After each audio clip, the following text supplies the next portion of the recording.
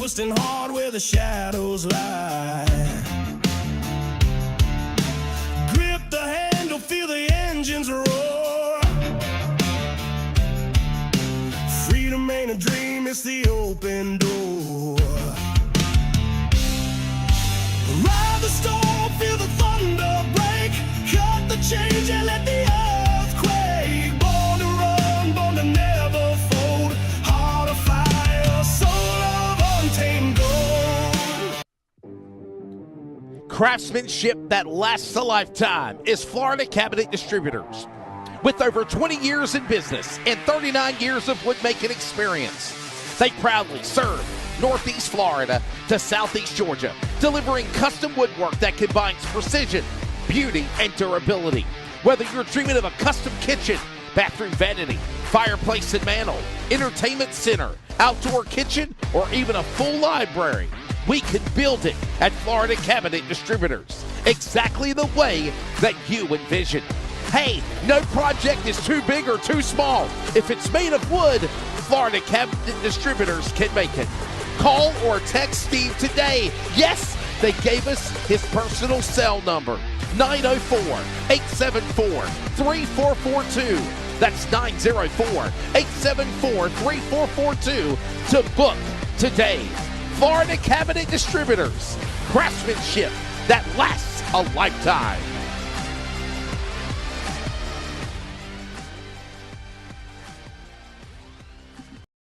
Premier Racing Setups is the longest running setup shop on iRacing. Our monthly subscription options start as low as $20 a month. We offer setups for dirt oval, asphalt oval, and road racing, covering a wide range of cars and skill levels. Built and tested by top-tier sim racers, this isn't just a business, it's a community of competitive drivers. If you want to better your iRacing experience, head over to PremierRacingSetups.com today. And remember, if you don't get one, you're going to chase one.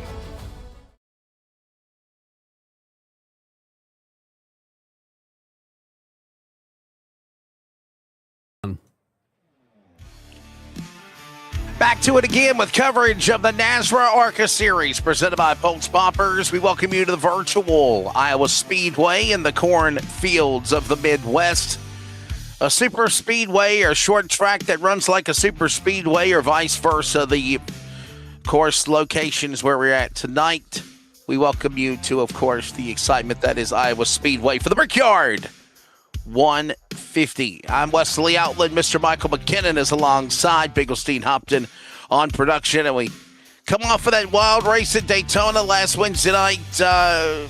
Michael, 2.5 miles to now a 7/8 of a mile short track. This should be a pretty interesting race here tonight. Good evening. Good evening, Wesley. Good evening, fans. And yes, it should be a little bit interesting. We're going to find out who's got the aggression levels, who can hold it all together here tonight, because this should be side by side, several different lanes, progressive banking. It's a fun little track to negotiate, Wesley. It'll be a good one for sure as these drivers now get ready to line up on the grid. Qualifying has concluded, and we're about ready to send them out of the racetrack. We'll give you all the details in just a couple of moments. But first, here's the starting lineup for tonight here at the virtual Iowa Speedway. And starting grid looks a little chaotic, but it's okay. Jeff Burke and Matt Cherry will make up the front row. Couple of champions of the past of NASRA in the Truck Series and in the Cup Series, row 1. Row number 2 on the grid will find Anthony Hardin and Mark Cofield, the son of Jonathan, a Truck Series champion. He'll move on row number 2. Row number 3 in the grid tonight. Yeah, there we go. A little bit caught up now. Row number 3 will find Josh Clemens as well as Josh Rodriguez. It's the Josh row for row 3. Row number 4 on the grid will find Trevor Williams at 99, followed by Jeremiah Holt for Splash. His Chevrolet starts 8th. And Michael, your top 10 will find Brandon Broadfoot, Double B from Chico, California. Adam Lighty in the 35 with that Days of Thunder Mellow Yellow throwback, the top 10. Now, row 6 will find Missouri's Timothy Hammond. He'll be alongside the 55 machine of Shane Bowie. Row 7, Tyler Justice in that 6 machine alongside Curtis Banks in the 77. Row 8, that will bring us to Jeffrey Johnson in the 33 machine. He'll be alongside the Hillbilly Steve Barnett in that 42 machine. Row 9, That'll give us Mike Kostick in the 8. He'll be alongside Jonathan Woodward in that 96 machine. And rounding out your top 20, Wesley, we'll have David Davis in the 7 machine, and he'll be alongside Buzzy Mongold in that familiar number 12. Row 11, Tony Burleson in the number 21 position to the outside. Dan Hagan, Scooby-Doo, Scooby-Doo-Doo, Scooby-Doo, where are you? Peyton Johnson, Axel Smith. Who let the dogs out? He's on row 12. It's Shane Trotter from Asheboro. Robert Richardson to the outside right there in the number 5, row 13. Row 14 on the grid, Hunter Parsons from Statesville. Give the thumbs up with his tongue out. Keith Haney, hope he's got his red paintings tonight. He'll start 28. Starting to the top 30, Stephen Gregory and Collie Miller. Moving on to row 16, we're going to see Chris Ellison at 32. He'll be alongside NASRA's all-time starts leader, Raul Meza, in the 37. Row 17 will be Ryan Dillevo, and I believe Cody Knott will be our race director, so it should be 33 machines taking the field tonight. And Wesley, I'm looking forward to this one. This is a big change from Daytona. In front of a mile and a half, or a 7/8 of a mile to a 2.5 mile super speedway. Here's your CRN. There's your CRN race information, by the way. There'll be a competition caution at lap number 70. By the way, they don't do stages at ARCA. Competition caution at lap number 70.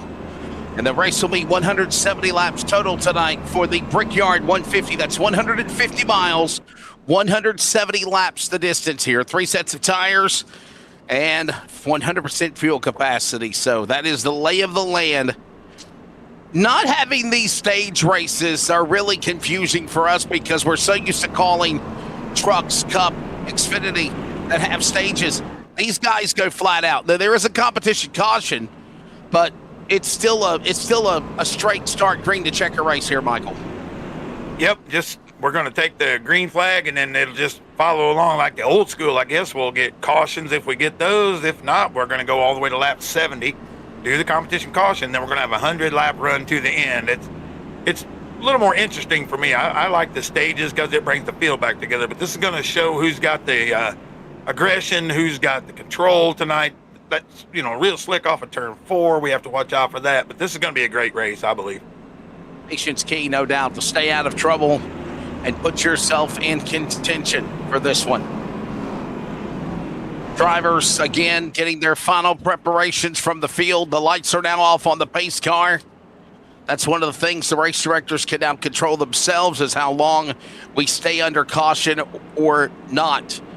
We will go 170 laps again. This race is on a 3.5-hour time limit. I don't think we'll have any problem. We run 170 laps in 3.5 hours. We need to retire. Pace car is onto the pit lane. Here comes the field into the restart zone. Green flag flies. Ladies and gentlemen, it is go time. We're underway here. Round 2. NASRA Pultz Poppers ARCA in Iowa. Yeah, rolling into turn 1 there, Merck. Cherry on the outside. That lane can roll, folks. Get this new the repave here. Got rid of a lot of those bumps. This is going to be very interesting all night. See the field snaking their way down the backstretch right there. But who's going to lead them at the line, Wesley? I'm not sure. It looks like Cherry might have it.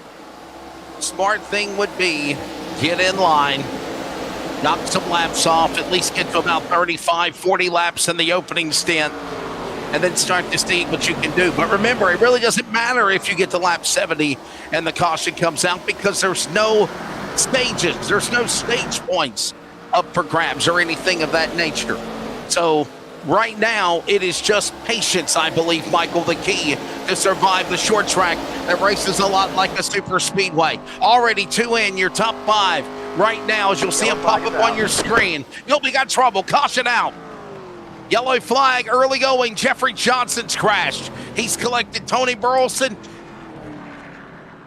and other cars. Oh, no. Yeah, that's what we're talking about. It's got its slick points here. It's not the hardest thing to navigate, but you cannot enter too hot. You cannot get on the gas too hard. We'll see if that's what happened or if somebody just happened to door bang us. We'll get the replay here. Got a replay coming up here. We'll see what happened as we go into the yellow flag for the first time 2 laps into this one. See what we got. Oh, somebody just different braking points. Looks like that Johnson. I think that Johnson had got caught up in it, but that's just a little bit different breaking point. They don't know these guys yet. They haven't raced around them enough. Somebody checked up earlier than the next, and we get a little tap and around to go. That's it. That's what it was, Wesley. That's what it looked like. No, that's not how you want to start, right, man? I mean, that's not the way you want to come out of the gate. We're trying to be so positive. Watch the 79. This is Tony Burleson. We'll find out what happened to him. He got tagged from the back. Yeah, he got tagged from the back for the 54. Yeah, same thing. Just a checkup, taking it right in the old trunk lid there. So hopefully we can get it all back together. I don't think anybody was hurt too bad right there. They ought to be able to come back together here. Hopefully these cautions will move right along and we can get back to the racing action. But Wesley, we saw an exciting one down in Daytona last week. Only 6 cautions for a super speedway. It was a really good race. I was just hoping we'd get off to a good start here and have the same thing. As you said, to me, patience is the thing. You want to save your equipment. You don't want to burn the tires up early. We got a long way to go. Patience is the key. And we were treated to a good one, and obviously Axel Smith. Axel Smith was the driver that picked up the win. Right now, Axel Smith is on pit road. Yeah, I'm not sure he wasn't already on the pit lane. Wow. Yeah, I'm not sure he wasn't the one that got in the rear end of Johnson there. I'm just not sure. It kind of looked like him, looked like Parsons coming off here, the 54. So several guys coming down, probably take a little fuel. I'm not sure on how far they can go, to be honest. I'm so used to trucks, I do not know how far they can go. They could probably do the 70 laps, wouldn't you imagine? I'm thinking about 66 on a tank of fuel for Iowa. ARCA tank of fuel for Iowa. How much was it, Dean? I mean, they could pretty much go around, roughly 90 to 95 laps on a tank of fuel is what I was just averaging out.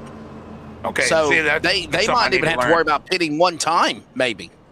Yeah, it may just be the competition caution then to be able to take it to the end. I just wasn't sure. Sorry, folks. That's something I did not research today. I did not get that done. I should have had that done. That's right. I had one damn job and I forgot. It's all right. Raw Mezza's on board. Get off your phone, Raw. Raw, what are you doing? Quit texting and driving. Put your phone on D&D.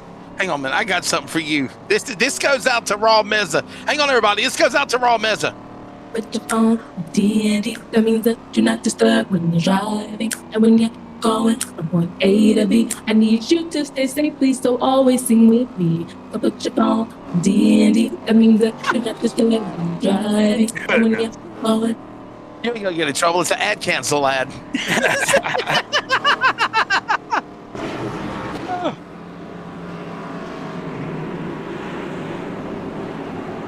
Yeah. Oh, boy. Back underway.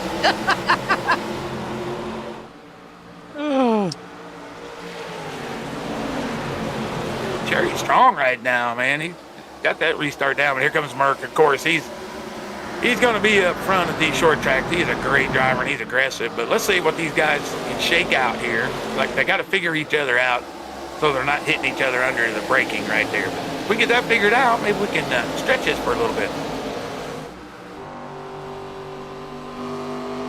Yeah, Matt Cherry, obviously a defending, reigning NASRA TSR Monday Series truck champion. Boy, talk about pulling the rip. You ever heard of that term, ripping the chip? Hitting the chip? That's exactly what Holt's doing, man. That car sounded like he was on a rev limiter just then. Yeah, I was running a little practice. It will hit the chip here once in a while, but I like the line of the 22 up here with, I think it's Broadfoot. That high line will get that momentum. We've seen that for years out of Justin Allgaier when they would come to Iowa. If you can get that to roll, I had a little high there, but if you can get that to rip up there, man, you can make some time.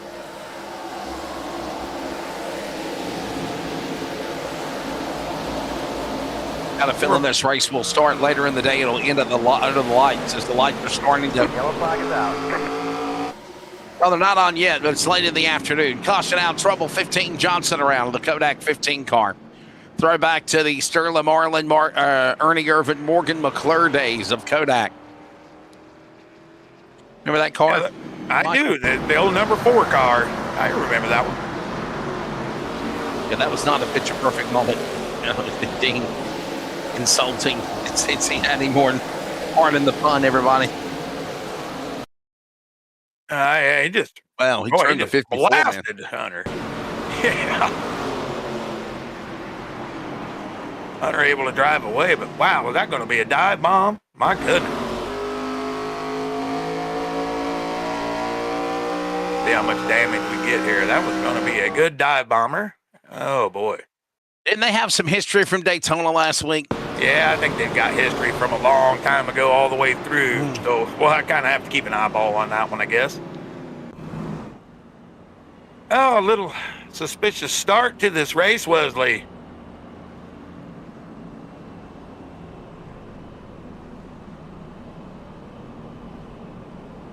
Yeah, I mean, with this, like I said, I expected maybe a self-spin here and there, but this is, super aggressive as we hope we wouldn't see this early. It's Fired. You can't do it like Dean. You're fired. You're fired.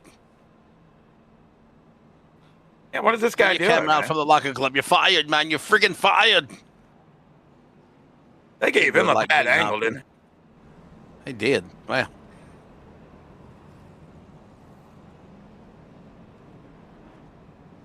Johnson getting some more repaired. Peyton Johnson getting some repair. Yeah, poor cameraman. Telling you, the only thing he can catch is when they're coming down the straightaway in front of him and exiting off pit lane. All right, everybody. Top 5 for the time being: Matt Cherry, Jeff Merck, Mark Cofield, Anthony Hardy, Josh Rodriguez. Your top 5 as we are just getting started here tonight at Virtual, Iowa. You're listening to the CRN Community Radio Network. We now pause for station identification. This is the Community Radio Network, WCRN, 87.9 FM, Clayton, Garner, Smithfield, North Carolina. Proud to be in the USA. We are CRN. We'll be back as you look at the CRN stage information or race information. There is no stages. Competition caution on lap number 70. We've already had 2 cautions in the opening 15 laps of this one. Yeah, we're going to hope that changes. I want to see some long runs, guys having to conserve equipment. We want to see all that, but, we're here to race, not to pace. That's the situation. So I hope these guys clean this up so we can get down to who can keep the car under control, keep the tires, cool enough. That's what I want to see. I want to see strategy, work into this, how they're going to run this. I'm looking forward to this race all week. So hopefully we get it cleaned up here, folks, and we get it underway. That is dubbed the fastest short track on the planet, opened in operation in 2006. It is a 7/8 mile, 0.875 mile D-shaped oval with progressive banking in the 4 corners, 12 to 14 degrees in the turns, 10 degrees on the straightaway on the front stretch, 4 degrees on the back stretch. Back stretch length is 869 feet. Patterned and mimicked to mock Richmond Raceway, designed by the great NASCAR champion and Hall of Famer Rusty Wallace. And did you know, Michael, that it includes a 1.3 mile road course inside the oval infield and a 1/4 mile and 5th mile Legends tracks or small oval tracks and an 8-mile drag strip? There you go. I did not know that, Wesley. The only thing when I drive by that place in my big truck, I see is a Love's Truck Stop and the track. Of course, I can't see inside. I would like to go catch a race there. I've just never been able to do it. I only live about 3.5, 4 hours from there. Whoa, a little slip already.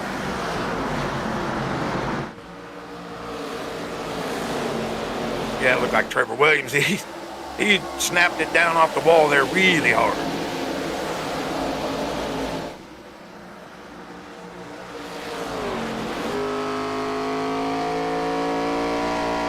They got Jeff Merck driving shirt, right? I think he needs to get a new shirt to drive it.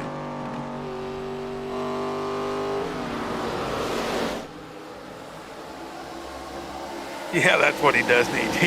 If you don't go for the gap, you're not a racing driver anymore. But we saw a nice change for the lead. Matt Cherry back to second now.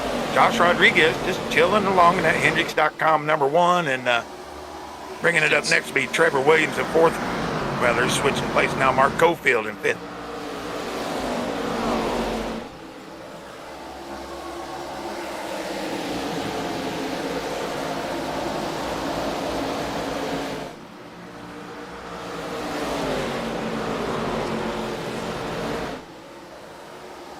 Continuing to watch them coming down the straightaway now. Getting ready to put 20 laps on the board, as a matter of fact, with Merck in front. And you know, Jeff Merck, Michael, wants to redeem himself, especially after the bad luck he had last week in Daytona. Had a solid run, got took it out at the end. Oh, 100%. He always wants to redeem himself. He's one of the better guys out here. We know he's a past champion, and if these guys let him sit up there and get into a rhythm, he's going to be really hard to catch, because he's not terrible at saving tires from what I've seen, but these cars are a little different. We'll just have to see how this progresses as we get later into the run.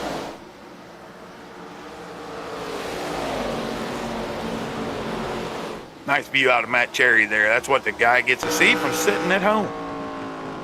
It is bright, that's for sure.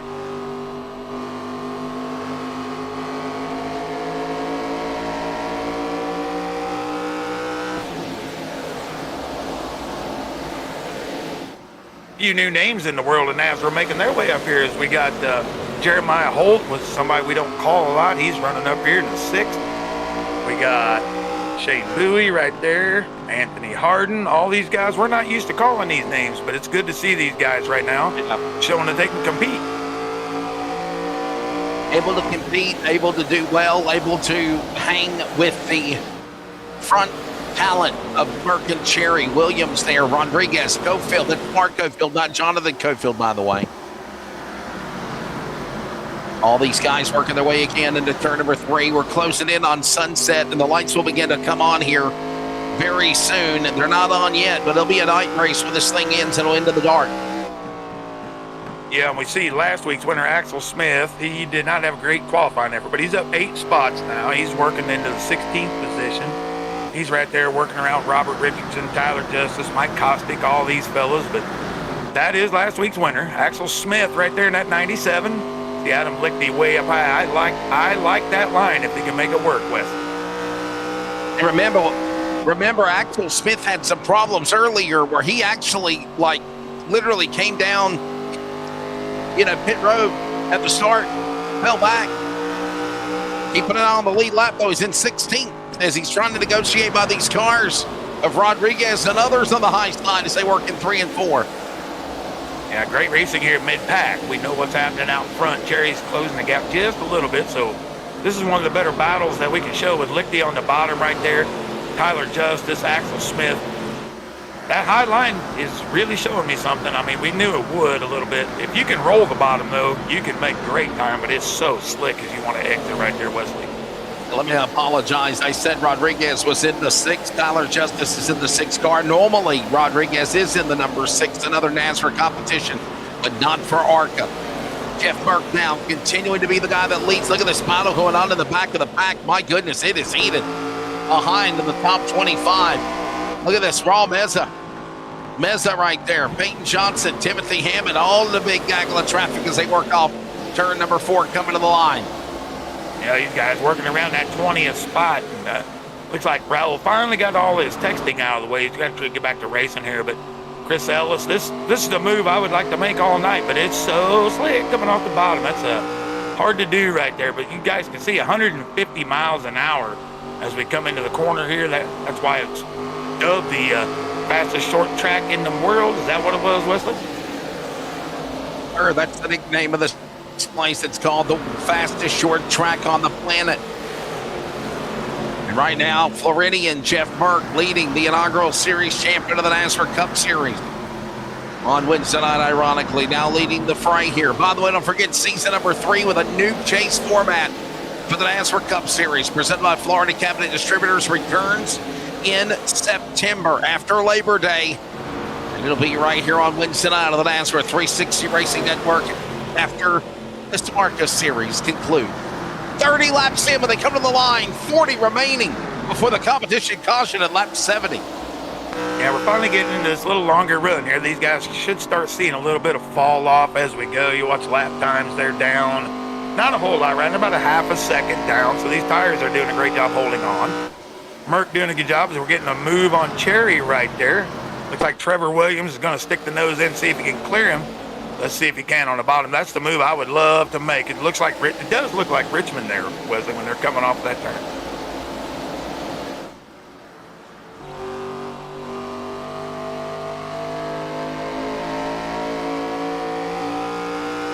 Merck, Matt Cherry. Trevor Williams is now, you're watching Williams now on board. Trying to set his sights on Matt Cherry. He ain't lifting either. Just a little burp of the throttle right there. He'll full send into the corner. How fast is he getting? Let's go back on there. Watch the replay here. Watch it from this angle. Look at this. He is gunning it, Michael. He's only hitting 155 miles an hour. 153, I think he topped out. Yeah, on a 7-8 mile track. I mean, carrying some big speed into those corners. That'll start putting a hurt on that right front. They're not under control real well, as we see Cherry and Merck kind of going back and forth. Cherry will get him by a 10th, and then Merck gets another 10th, but Williams right there in the catbird seat, just waiting for a mistake.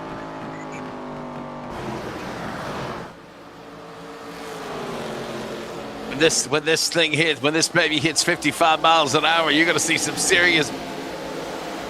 I'm missing the beat, but Dean is. There you go. There you go. That's it. The great quote from the great quote from the movie, Back to the Future. Yes. Great Scott. Crazy movie.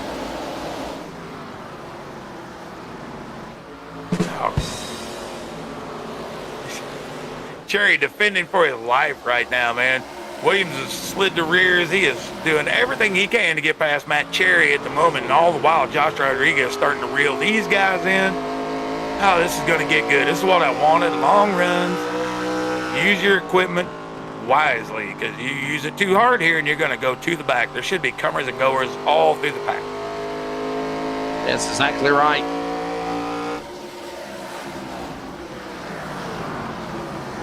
Let's go back down to the bottom with Brandon Broadfoot now. Broadfoot and Cofield, Alabama and California battling there. Hunter Parsons is ongoing, seeing all this going on. Play nice, Hunter. That's it. Play nice. He's already taken some contact. I think he knows he can't too much more, but he's just trying to take a little air off the spoiler there, loosen up Cofield. Maybe he can get a run on the inside. That's the old school trick. No bump needed. We'll just loosen you up. We'll drive right on by, and there it is. Michael McKinnon out of Pleasant Hill, Illinois. I'm Wesley Outlet out of Smithfield, North Carolina, and our buddy out of Australia, Mr. Beagles, Dean Hopton on production. We welcome you to coverage of the NASRA Pultz Poppers ARCA Series. This is round number 2, and it is now Jeff Merck leading as we are closing in on about 30 remaining in the competition caution for this race. Already at lap number 40 at the line next time high. Yeah, we're starting to move right along in this race, and as I said, the sun is now beating down. We hadn't started with a little cloud cover, but this should change the characteristics of a few of these cars. They may loosen up, or they may grip up. We'll just have to see. And as you see, here comes Axel Smith. He has really made his way up since that contact. He's up 16 spots on the outside of Jeremiah Holt there, going right on by. I'd keep an eye on him, Wesley.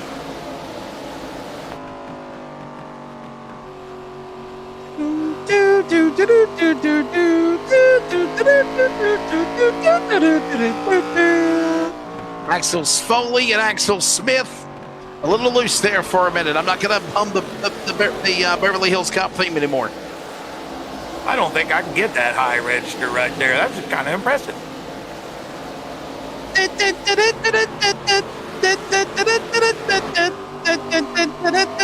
Look at that Harden on the top. Yeah, it's good racing everywhere. Yeah, Gregory, Bowie, all these guys, Harden.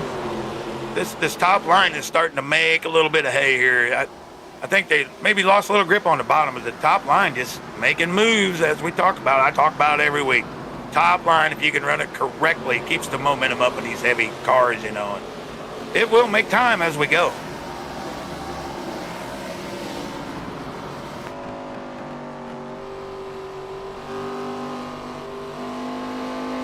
And we take the listen of the way there.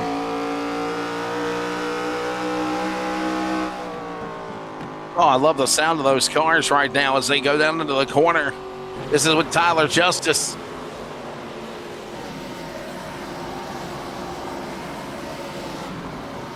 Tyler holding serve there. He's right in the position he started. He's trying to pick one up right here. Got the 5 of Robert Richardson. He's starting to move in on Bowie as well. Like I said, I love calling these new names, Wesley. It just takes me a minute to find who's who. We'll have to get used to it as the season goes along.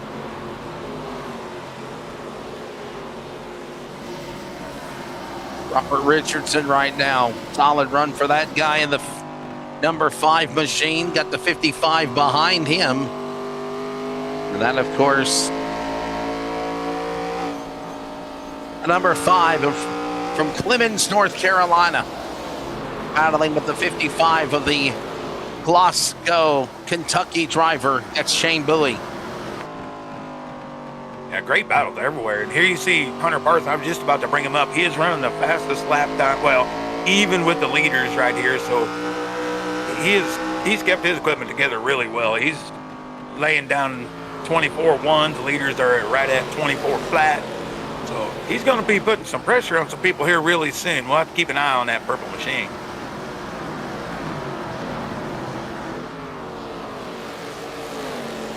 Keep an eye on it now as it's Jeff Burke currently right now still in that top spot. There you see now the battle heated up again. The 54 Hunter Parsons on the inside of the number 1. Hendrick Cars entering under attack. Trying to clear by the 7. That's the driver there, David Davis. Second fastest man on the track, Axel Smith here. He clears another one, goes by Broadfoot. Oh my goodness, he's gonna dive it in on Cofield there. Woo-wee, that was close. Close. That was, by the way, the one of Rodriguez. I apologize. That was the number 1 of Torrington, Connecticut. Joshua Rodriguez. He's got the HendrickCars.com wrap on his car, mimicking Kyle Larson. And now Axel Smith picking them off one by one. Mark Cofield, the next man, as we work 20 laps to go here in the competition caution. 50 in, 100 laps to go now. 120 to go, actually. Yeah, we are moving right along. 20 to go to the competition caution. These guys trying to position themselves for that pit stop. We're able to see who can keep the equipment under them because we're seeing a few movers forward, few movers backward. You see Josh Clemens, he's down 15 positions. Curtis Banks has lost 12. And then you've got Stephen Gregory's up 20. Axel's up 17. Hunter Parsons up 23. I mean, you're seeing who can keep the equipment underneath them as these long runs are going on right here, and we should have several of them.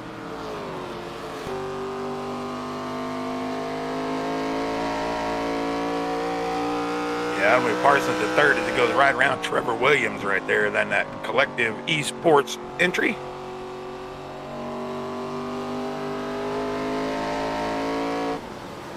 Loving it as they work their way down the back straightaway. Almost 700 feet long, 685 feet to be exact. And this is a short track, honestly, Michael, but it's wide enough, man, where you can go 4 or 5 wide around this place if you're brave enough to. 3 wide is easily a given here. Oh yeah, 100%. It's plenty wide. As you can see, there's 4 infinite lanes. It just depends how far you want to squeeze it down. I'm kind of glad the guys aren't doing it yet, but I'm assuming a few restarts from now we'll start to see that type of thing as Smith now attacks Cofield again.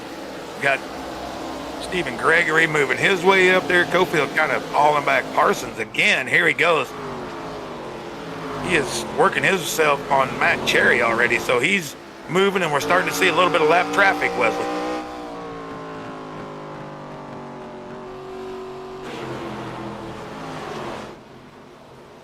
Look at this now. Parsons going after Cherry for second. Going to go for the lead. Will he go for that? Lap car up high. And Parsons will clear by the machine of Cherry for second at least.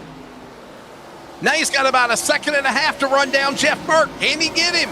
And we know that Merck and Parsons Well, let's just say they're not on greeting card lists. No, I don't think they sent each other Christmas cards from all a couple seasons ago. But we saw a great move out of Hunter. They just used the 11 machine as a pick. That stuck Cherry, boxed him in, and he was able to get on by. And that actually brought Trevor Williams right back into the mix, as he's going to put a little pressure on Cherry as well. Getting a little heated watching all this transpire. Loose for Cherry. Ooh, these guys are just hanging on, I think. We're well into the run, getting ready for lap 58. So these guys, they're getting a full feel of what these cars got for them on these long runs, and that's exactly what I want. Yes, sir. Now the question is, can Parsons run down Jeff Burke? And the interval is shrinking as we continue to see this battle now between Matt Cherry and Trevor Williams for third going on. There's the Mobil 1 black Toyota on the high side battling the black and pink number 99 of Tawanda's 99 of Trevor Williams. Yeah, real good battle right here. You see Parsons, he knocked another 2.5 tenths out. He's got it down to a half a second, so he is for sure running Merck down. And he should have enough time to get the pass completed as long as lap traffic doesn't get in the way before the competition caution at 70. Just a reminder, everyone, at lap 70, we do it the way ARCA does it. They don't stay in their own position, but we take a competition caution, everybody comes down, and then we're going to have a 100-lap run to the end. So, yeah, you see Williams putting the pressure on Cherry right here.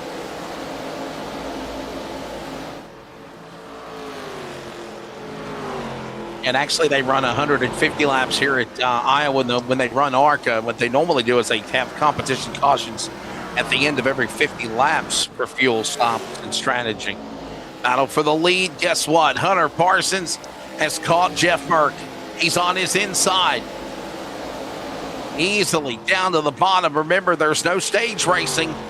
They're just racing for the lead right now, and Jeff Burke protects the bottom. The tires might be gone to the 60, Michael. Yeah, it looks like they're faded a little bit, but he'll do a great job defending. He can defend on the high side. You saw him pinch down Hunter there, but clean. All good, clean racing. But Hunter just huge run off the corner. He's going to try to shove him deep. There we go. Shove him deep and see if he can complete it. But he slipped just a little bit. That's going to give Merck an opportunity to come right back.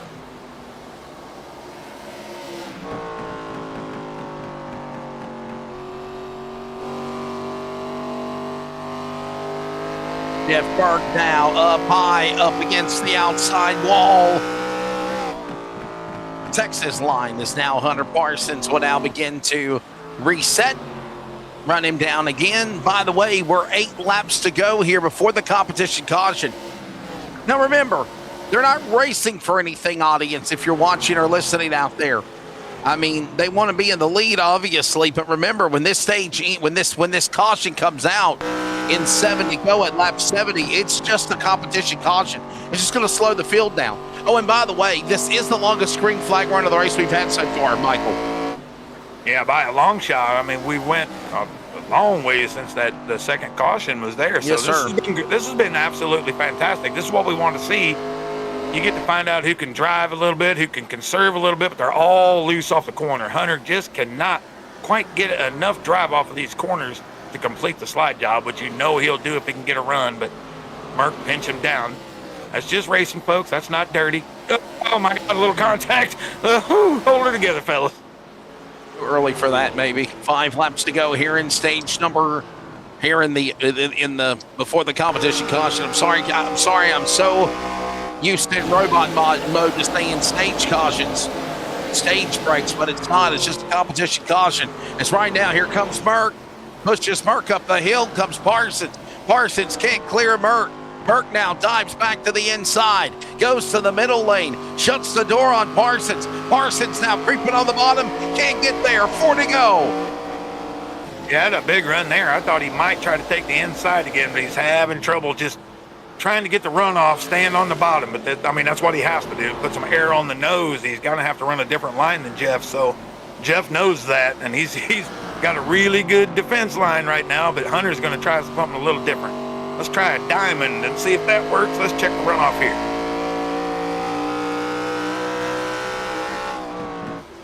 Two to go. Next time by, penultimate lap here before the competition caution. You're on board with Jeff Merck. Oh, man, I wouldn't take his face off the screen, Dean. I'd show contact! Are you serious? Hunter Parsons punted the 60, and you see the look on Jeff Merck's face.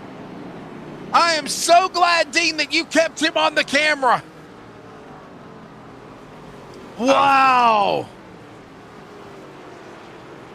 I'm speechless, man.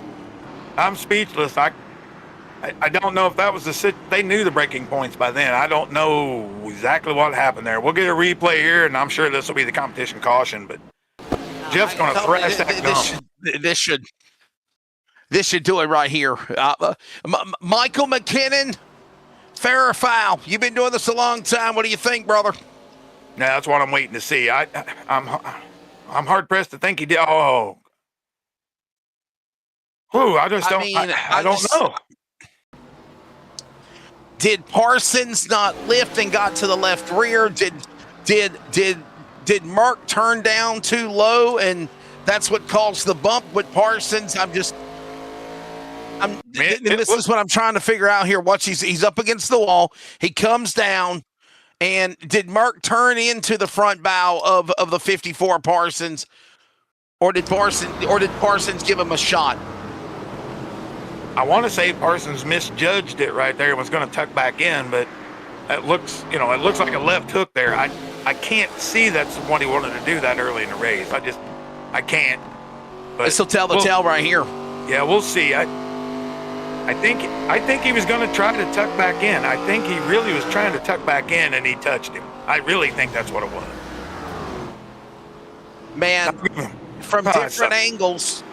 From different angles, it looks like from different angles that maybe Hunter Parsons hit the left rear and spun the 60. Then from another angle, it looks like maybe Jeff Merck was coming down and Parsons just did not give him, he just didn't lift.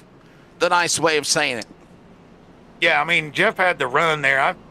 To me, it's not stages. It's just a competition caution, Dean. Yeah, no stage break, no stage winners. Just to me, with Parsons there, to reiterate, I want to believe he was going to tuck back in line, but it was so late getting ready to enter the corner. I can't say for sure. I'm hoping that was the case. I don't know. That's a shame for Merck. Let's find out. Let's find out. Let's get both sides of the story, because you know me, I'd love to find out what their synopsis is of what just took place. And I am looking for, can't find Hunter Parsons. That's who I really wanted to talk to, and I can't find him.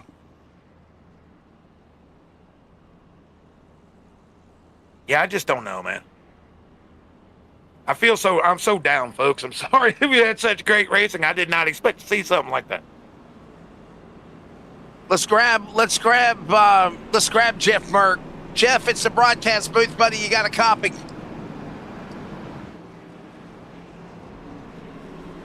Hey, Jeff, you got a copy? Yeah, I got you, buddy. What's up? Hey, man, what's your take of what happened, bud? He come up to try to stop me from turning into the corner, and then Hunter gave me some excuse if I was stuck in the wall or something was the reason I got the OL, but I was 2 weeks in a row he's wrecked me, so I don't know. Like I said the first time, he needs to stick to driving racing cars. We'll let you get back to it again, Jeff. You still got plenty of time. Race your way back in this thing, buddy. All right, buddy. See it. Green flag. There you go. Right. You hear the thoughts of obviously Jeff Merck. And we're back underway, by the way. This will take us to the finish of the race with under 100 laps to go. Michael, can you blame Jeff being frustrated like that? I mean, no, I can't blame him at all. I'd have been frustrated. There's no penalty given to Hunter Parsons either. The Techno Toyota is still in the number 2 spot, going after Matt Cherry for the lead. Well, I said, to be honest, I didn't see Jeff do anything. I'm not real sure why he was given an EOL. I don't know. But I think he was going to have to start at the back anyway. He had to come in and get the repair. So there shouldn't have been an EOL, in my opinion, right there. So We'll race on, and if he's got any kind of machine under him left, we'll see him later on in this race. There's no doubt about it. Yellow, yellow, yellow. Car spinning off 4. Car spins off 4. It's, oh my goodness, it's Brandon Broadfoot. Discount Tires, Chevrolet, number 22, spinning. Yeah, I'll see if he got some help. Come out. I just think he lost it. I just looked at a glimpse of it, and I saw the 22 spinning coming off of 4 on exit. So I don't think he. Yeah, look at this right here, Michael. He just lost it. Bam, there it is. Yeah, just self. Wow, what a good job Anthony Hardin did to miss him. Did you see how Anthony Hardin was in 10th place? So close to collecting the 22. He spun right in front of him. Watch this again. Watch the 22 and the 88. Yeah, dirty up there. New tires, all that stuff. Oh. Not only did Hardin have to check up, he had to check up, and Shane Bowie and Richardson and Justice and all them had to avoid a chain reaction with one another as well. Here's a replay on board with the 88. FFA. Yeah, I dig that.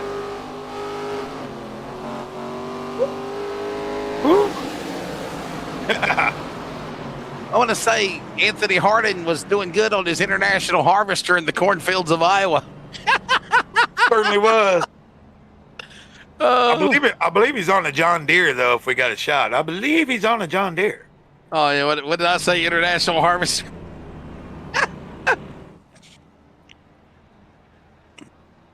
Nothing better. Anthony Hardin normally has the cowboy hat and the Fu Manchu mustache. Got the whole.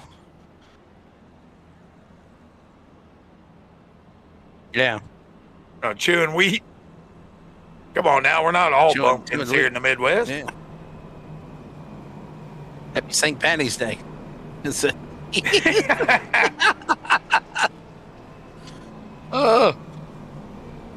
He's not available to chat. He's not in the chat box. He's playing possum, but he's hiding out. I don't see him. Yeah, I believe he's playing possum. Let me bring in the race director. Let's bring in Cody real quickly. Hey, Cody, can we ask the question why Jeff Murr got called for an EOL and penalized and nothing happened to Parsons? What did you see on your end that made a justification not to do that?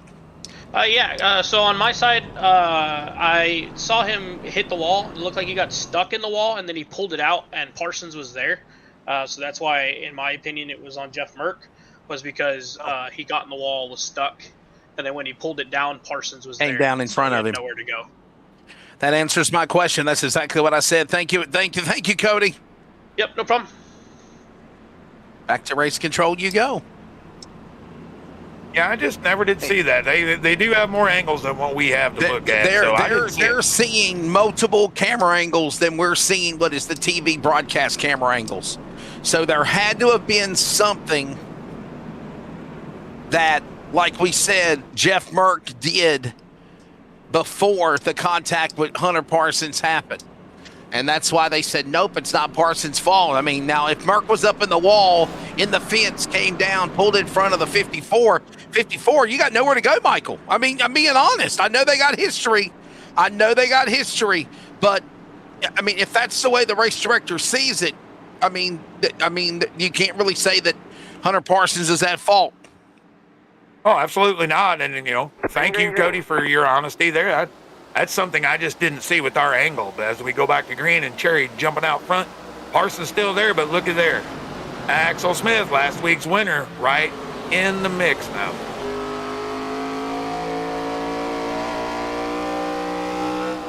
Making her way. Back to green. And remember, a lot of previous things will also go into account of what the decisions are behind what they decided. And remember, here's the thing, Michael. They've got mere minutes to make a decision. They've got to make a decision from that time of the accident before the restart of what they're going to decide. Unless it's just blatant. Yeah, for sure. You don't have much time. You only got a few laps there. And, short track, not a lot of time. But Closing in on caution. No caution. There it is. There's the yellow flag.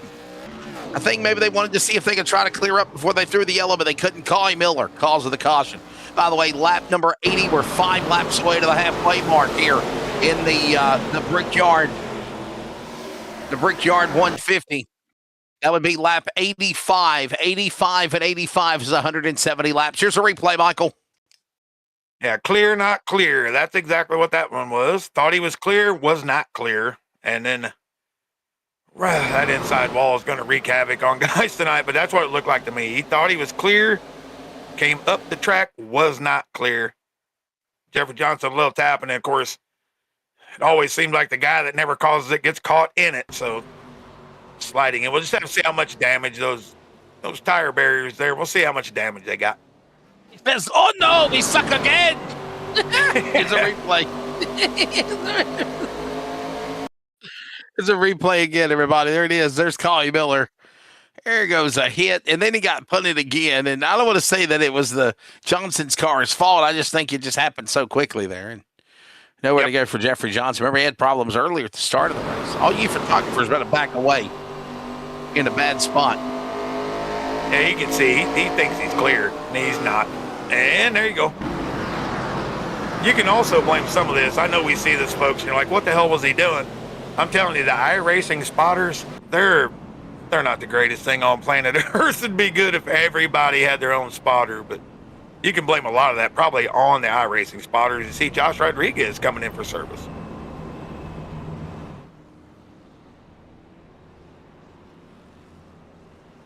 It took a while, a commercial break in a while, so let's do that. We'll step away and take a break. As I think we're working on some maintenance things in the background, and that'll let us step away and take care of some bills. Back in a moment. NASRA, Pultz Poppers, ARCA from Iowa heading halfway. Some guys might be coming to pit road also. Premier Racing Setups is the longest running setup shop on iRacing. Our monthly subscription options start as low as $20 a month. We offer setups for dirt oval, asphalt oval, and road racing, covering a wide range of cars and skill levels.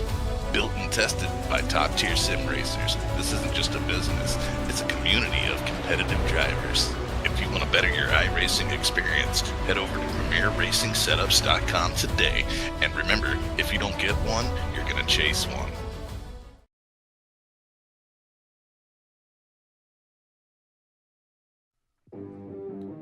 Craftsmanship that lasts a lifetime is Florida Cabinet Distributors. With over 20 years in business and 39 years of woodmaking experience, they proudly serve Northeast Florida to Southeast Georgia, delivering custom woodwork that combines precision, beauty, and durability.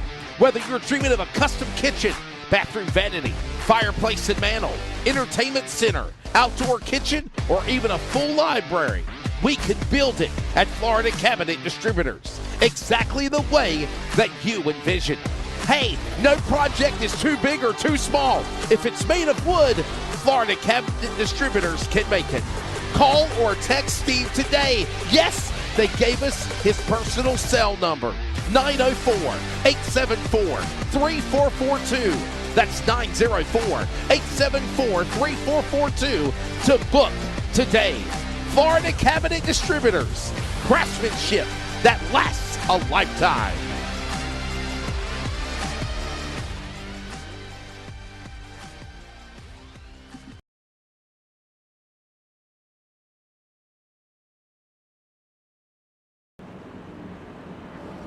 Yeah. Back here at Iowa Speedway, no countdown needed. We are just about to hit the halfway mark. Michael McKinnon, I'm Wesley Outland. And by the way, don't forget, this is the final broadcast of the week for NASRA because we're off for at least a month or so while we get things reset for the new Cops Truck Series on Thursday night. Congratulations to the final Friday night champion, MDW Matthew David Wood. He won last night of the Endurance Series, and he is the champion, finally, of the Cops Truck Series. Back and away, a couple of cars banging off one another. Axel Smith and Stephen Gregory somehow keeps together. Now we're side by side on 4, Michael. Woo! Yeah, His walk keeps reaching out and biting people, and that almost cost a couple of the leaders right there. But Gregory, this power move on the outside, see if he's going too hard if we can get a long run. But right now, this 61 car is up, 26 spots. So he's having a great run tonight. He really is, man. What a solid run now. And now Matt Cherry is up in front. Jonathan Cofield in the chat said he accidentally took a nap. Get your rear end in gear, my man. Mark's out here having a great race, running right around the top 5 right now, my man. Must have been tired. That's why Jonathan. And you know what? Daddy wasn't going to wait for Jonathan either. He started without him. Yellow, yellow, yellow. Oh, no. Caution, Tony Burleson. Trotter in 29. Caution out. Now, somebody hit hard. There was debris everywhere. I'll have to get a replay and just see what happened there. But Dane Hagen with the meatball flag. Going to have a few people beat up after that one. Yes, sir.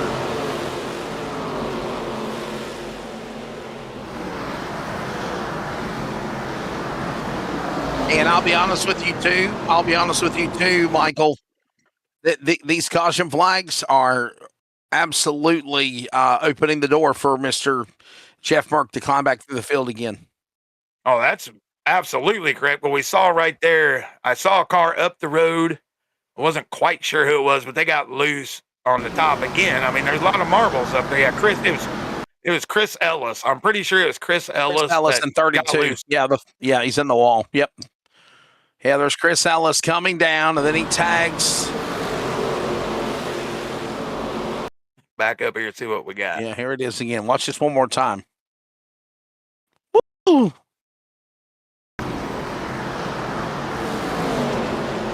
We saved that one and then loose and hit the same car again. That guy's got to be a little upset with him right now. Who is that? Oh, it looks like the 20 car at Clemens, possibly. That's Clemens. He bounced off Clemens on the back stretch, and Clemens got bounced into again on the turn 4 exit. Watch this again. Watch the 20. Yeah, see, he didn't mean to get into him there, but he did. And then, and watch this one. Bam. Oh, like, why'd you do that to me, man? That's not cool. And then rode him all the way to the pit lane. You're exactly right. And then Tony Burleson and Shane Trotter and Jeff Johnson all checking up. Here's Shane Trotter. I think he knew just to get on the damn brakes. Look at this. He just locks it up, locks it up, locks it up, locks it up, locks it up. There you go. That's the way we should do it. I think it was the 33 of Johnson, actually. 33 Jeffrey Johnson. Watch him. Yeah. Man, poor. Watch this. Jeffrey Johnson. Look. Sometimes you're the windshield, sometimes you're the bug, and then sometimes you're the smoke blocking everybody hitting you. That's the second Man, one. normally you got to pay double for that kind of action there, Michael. Yeah, from the front and the back for sure. Oh my goodness. We are still going to get kicked off the air. He just Dane Hagen just put the hammer down on poor JJ there. I mean, he rocketed him, didn't he? He spaceshipped him. Look at that. Oh, no, he towed. That's what he did. That's what happened. Yeah, he towed. And what is that like, Michael? An automatic 5 minutes, I think, worth of damage? You got to go when you tow? That's kind of odd. I think it's kind of how far away you are from pit lane, so he might not. Yeah, if he's got a meatball, he's in trouble anyway, but it shouldn't have been too big of a tow bill to pay there. I want to see one day when actually they do an update on iRacing and actually there's a crash and they send out the AMR safety team and they bring out the ambulances and the tow trucks. And, you know, I mean, I know it might make it a little more prolonged, but I think it'll be really cool if you could have that feature for sure. Hey, look who's up in front. Hunter Parsons. What, Dean, what were you saying?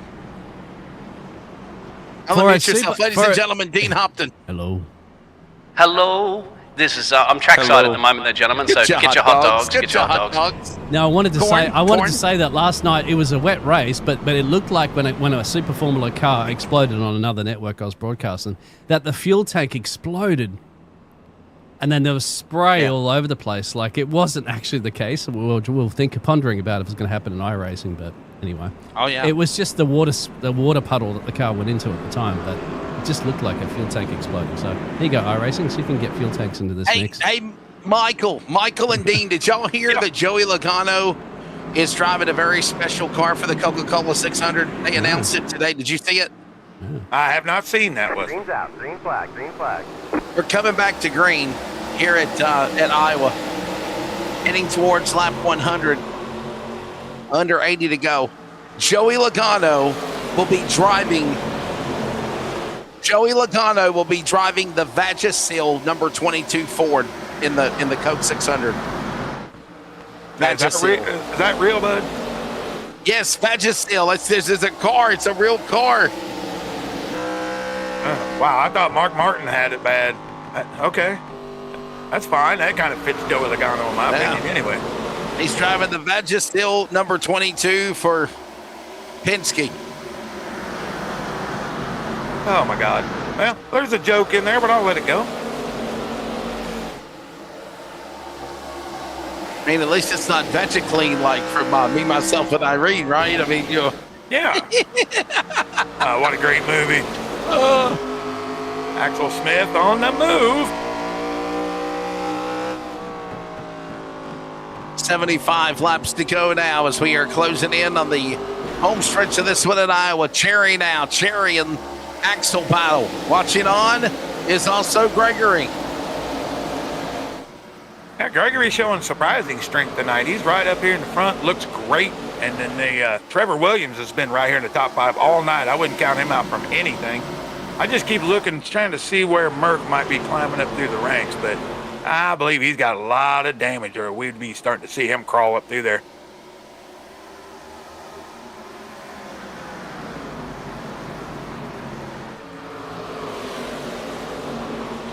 Oh, keep an eye on him.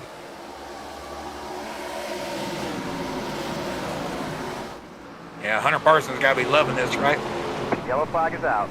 Caution, big we're trouble. Oh, my scattered goodness. No, wow. Timothy Hammond and the 96 of others. Davis involved. There goes Tony Burleson. You know, there should be like a 3-spin rule, right? Well, there is there's a 2-spin if you do it by yourself, but I'm with you. There probably should be if we start seeing the same people over and over again. I've said it 100 times. These corners are a little loose from time to time. We've seen a few people on turn 4.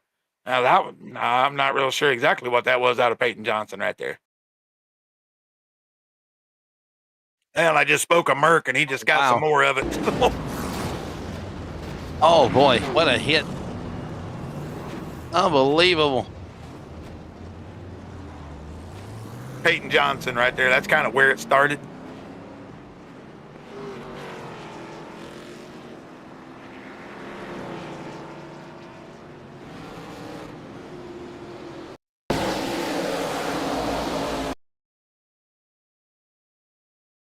I get to kind of see what happened. I couldn't quite tell. I just, all of a sudden, somebody got spit out of line right here. Yeah, he's loose.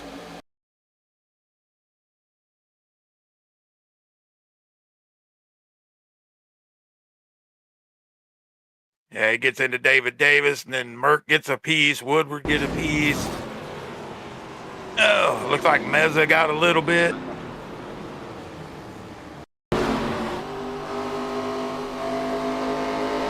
From another angle right there. Look at that.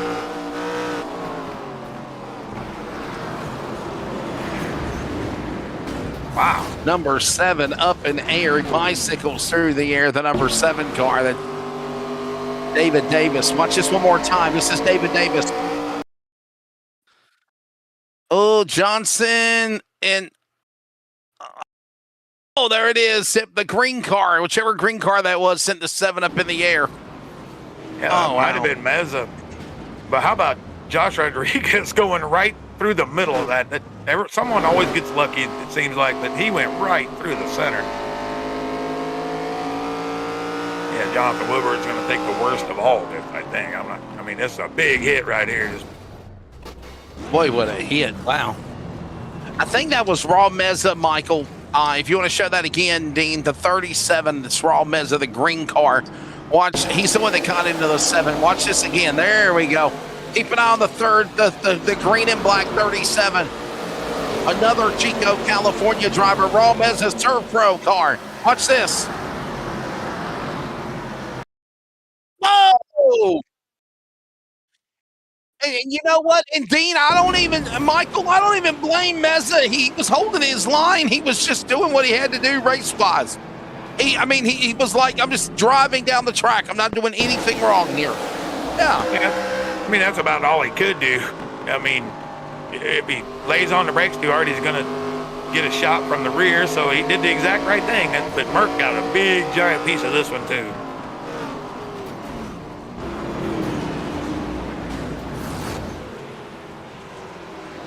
Wow. These cars are tough, but I don't know if they're that tough, Wesley. Yeah, I was about to say the same thing, man.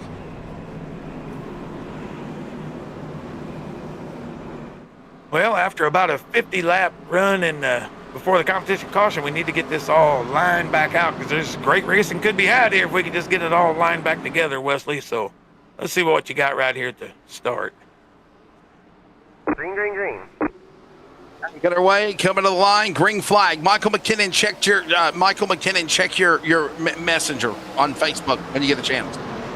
Back underway, closing in under 70 to go. Cherry, Parsons, they are side by side. By the way, Jeff Merck, got to keep an eye on Jeff Merck. Is he climbing? He is. He's the last car on the lead lap at 25th. Yeah, he's taking a lot of damage. Back, but he's back on the lead lap, though. All right, I see your car, my man. I wasn't sure that was true, but it is true, Joe, with a Gano's car. It's not a bad-looking paint job, however. Yes, sir. I mean, that just still is a business, right? So, I mean, as a sponsor, you have to. Yeah, I have no idea. I would show it to you. I would show it to you too, Michael. Indeed, if you had Facebook. Good. Michael McKinnon's seen it. He's seen it. Yeah, I saw it. It just it surprised me. It does. After Mark Martin took all that gruff, but he was winning races in the Viagra car, so I can see it. I mean, if you're looking for sponsors, they can do it for Viagra. They can do it for Vagisil. That's right. Hey, 65 laps to go now with Parsons in the lead. Parsons just looked real strong to me all night, Wesley. I mean, get back on a racing action here a little bit. He's looked real strong. Gregory has been the surprise for me. I'm not saying he's not talented, and I always know he's fast, but he seems to have the bad luck bug all the time. But what a great run he's putting together right now. Good solid run as here comes Axel Smith down to the inside. Battles Matt Cherry. Remember, he had some problems earlier. Closing in on 60 to go here in the BrickYard 150. Your top five. Hunter Parsons, Matt Cherry. Daytona pole winner and winner in Daytona, Axel Smith. Mr. Gregory and Williams, your top five. You're listening to the CRN Community Radio Network. We now pause for station identification. Like, follow, and share the Community Radio Network via social media, Facebook at CRN Community Radio Network. Also check us out on X, Instagram, and TikTok at CRN Sports. As always, remember to listen to the games live on your radio dial at 87.9 FM and anywhere worldwide, always at wearecrn.com. This is CRN, the Community Radio Network. 60 laps to go when they come back to the line here. Axel Smith. Look at this move. Oh, my God. The leaders almost take each other out. Axel Smith saw an opening, went to the bottom, and he goes to the lead, accepting it around Matt Cherry for the lead in turn one. Here he comes to do that in turn two. Unbelievable. You saw who that was, right? Who just put the block on Hunter Parsons. The 60 of Merck put the block on Parsons from the earlier incident. Now we'll just have to see how much 54 has been sustained damage, but I think that's hilarious. That is definite beef right there. Oh, he might get a DQ for that, but he might he might have got his point across.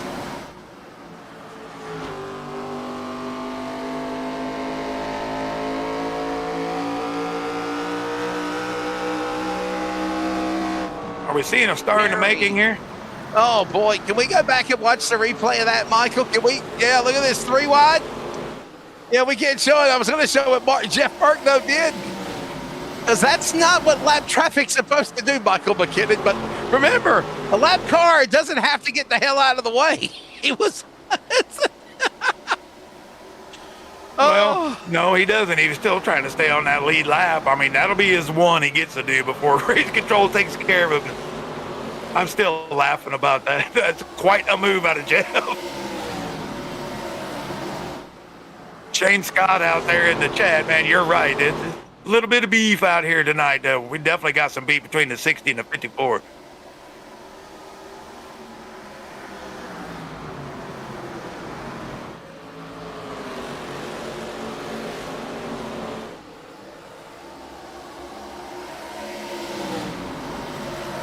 Jeff Burke has been sent down to pit road, and I got a feeling Jeff Burke's been disqualified.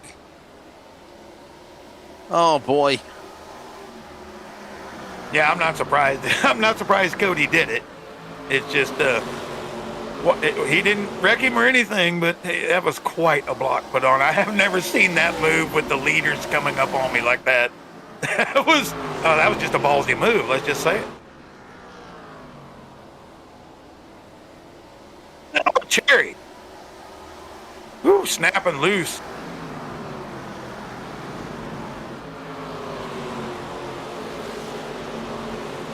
Yeah, that brings Williams right back into that. Gregory, he's going to have to run for his life. Cherry's fast, we know that. But this lead, man, are we seeing a star in the making right here, Wesley, with this Axel Smith? He won Daytona last week, running up front again. Not a normal name we've called in NASRA, but good to see these new guys showing the old vets how it's done. Parsons and Smith. Unbelievable. And even though what happened between him and Jeff Burke, Hunter Parsons never wavered, didn't freak out, stays to the lead, gets now down to the inside, closing in on 50 laps to go. It's Parsons, Smith, there's Williams and Gregory. They change for position, or they're trying to. That's for third. Williams sideways. Oh, baby. Oh, they're starting to feel these tires. Apparently, we saw Cherry get in the wall. He got a little bit of damage, I think, because he's going backwards. Yeah, I see how it is, Shane Scott. You don't like me no more? That's all right. I ain't going to put you on camera no more, Shane. Michael McKinnon trying to take my damn job. Michael's trying to take my job, everybody. I ain't trying to take nobody's job, my man. Shane Scott. Why ain't Shane racing tonight? That's what I don't think he signed up for it. We'd like to see Stinker TV out here in the ARCA series as well. How about Hunter, though, Wesley? Really, I mean, he took that shot from Merck. Like you said, he kept his poise, kept it together, stuck it up the middle one time, and now back to the lead he goes. So he didn't get too much damage. He's still running tremendous lap times.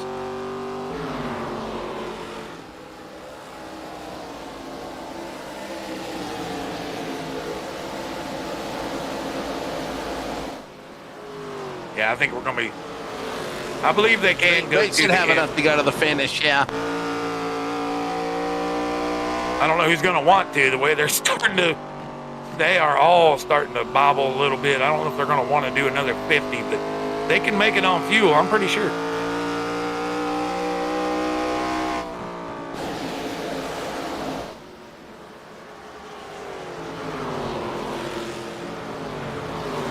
Lap traffic, I bet Hunter. Hopefully Hunter's not having a flashback right here, Wesley.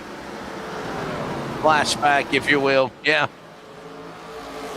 What happened? Flashback. By the way, under 50 to go.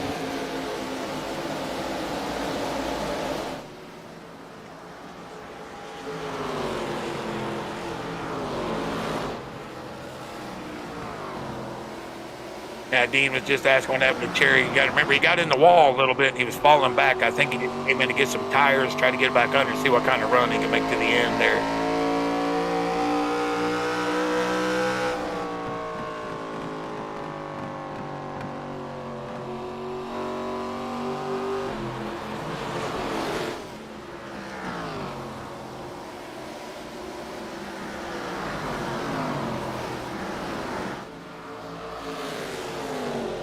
really good battles right here. This Trevor Williams has been here all night long. Wesley, that 99 just will not go away. He's been there all night, and on this run, he's starting to show his strength a little bit as he's reeling in both of the leaders.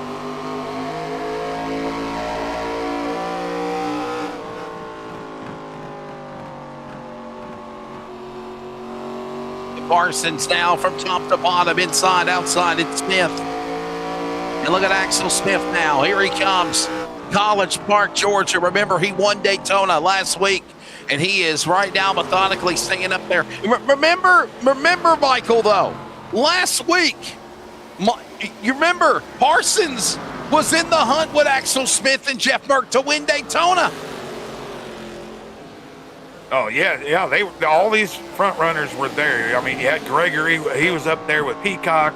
He probably got a little, to be honest, he's probably got a little bit of beef with Axel because they shot the move in the center, moved him out of the way, and then Axel and Asher Little was able to, bring their way through there as teammates, and right. Axel got the win. So I'm sure Gregory's probably getting a little beef with Axel, too, if he can ever get to it. Michael McKinnon, Shane says, whoa, I didn't say that. Just enjoying you fellas and the chemistry. I've worked with Michael for a number of years. So, yeah, I've worked with Michael McKinnon a number of years. So, actually, back in the early, 3-4 years ago, even before Dean Hopton, we actually called broadcasts together. So, closing in on 40 to go. It is Parsons in the lead, but Axel Smith is right dead on him. Look at this. Late race caution, Michael. This could change everything. You think we'll see one? Another long green flag stage of the race going on. Well, I kind of hope we don't. But if we do, I think most guys will have one more set of tires because they had 3 total sets and most waited to just take it at the competition. So that could make it real interesting. And we got Trevor Williams. Yeah, Trevor Williams coming to pit road. That may tell us what we need to know about this fuel.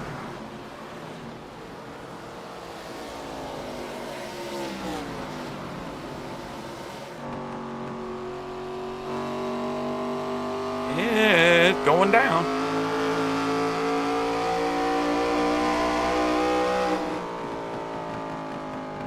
Yeah, well, hopefully the strategy can play it out. And Shane, thank you for the compliments with our chemistry. My chemistry is I try to get on and get out of Wesley's way. He is the man.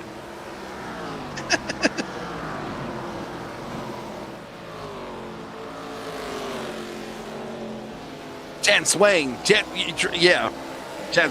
Swain. Who's a good boy?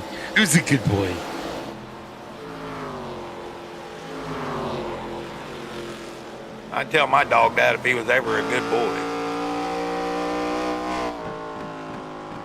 Puppies are a pain. I'm going to write a song about it.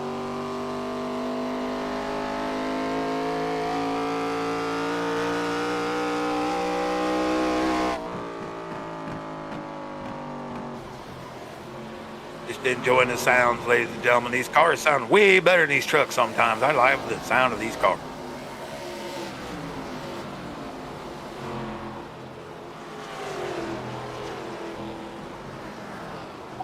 On the bottom, it's going to be Axel Smith will follow. They're 1 and 2. Gregory now back to third. That's a 3-car battle, and 5, 6, 7 car lengths back.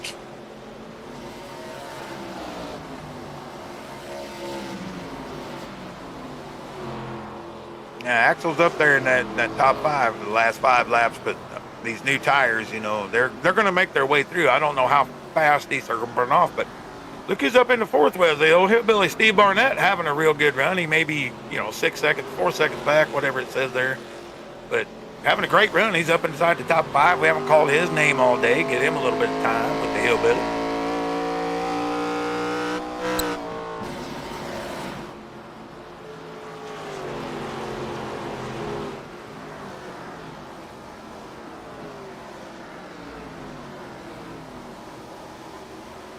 Parsons is the leader. He's gone, baby. Look at Smith, Axel Smith.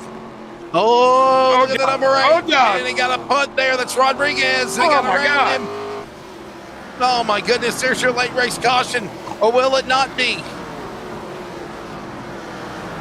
Oh, no caution. Green. 30 laps to go. Closing in on 30 to go, and no caution. Got a car driving with his hood up. Oh my goodness, the 96. It's Woodard. It's my hood. Oh my God, he's gonna bring out a caution, Michael. Ow! Yeah, we just saw that. We just saw that at Watkins Glen this weekend with the Earnhardt kid. His hood up heading down the Boots bypass there. But oh my God, he's gonna have to move.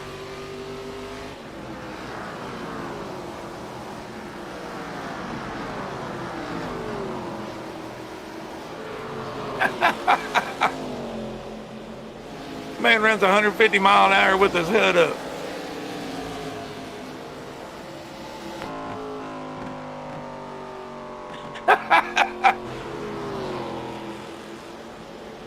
$30 laps to go.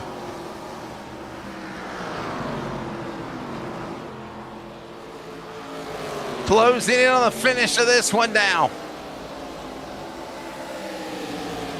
Oh, it's Merck Here comes again. Merck. Jeff Merck again. Merck.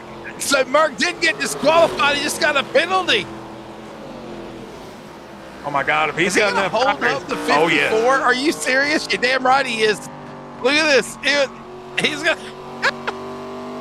Yeah, Can we go more with Merck? Can we go more with Jeff Merck and see what his face looks like? Trevor, like, he is. You little scallywag. You're not gonna go this other man. He is thrashing that gum. I know that. Yellow flag is out. Yeah, he's just. Caution's yellow. out. It's gonna throw a little bit into it.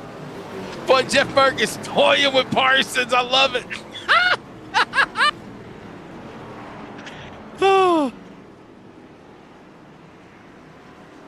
Wow.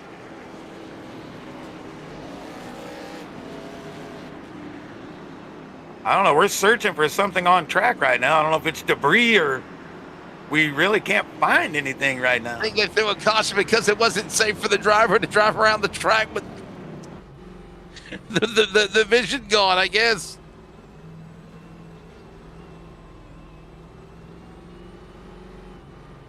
Look at this thing, man. Slam the Somebody brakes said on, it's Jonathan. got to be Slam a 'em on. glitch.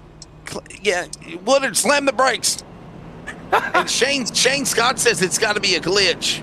How can he know where he is going? LOL. So He just. I think they threw the caution for safety. I think they really did.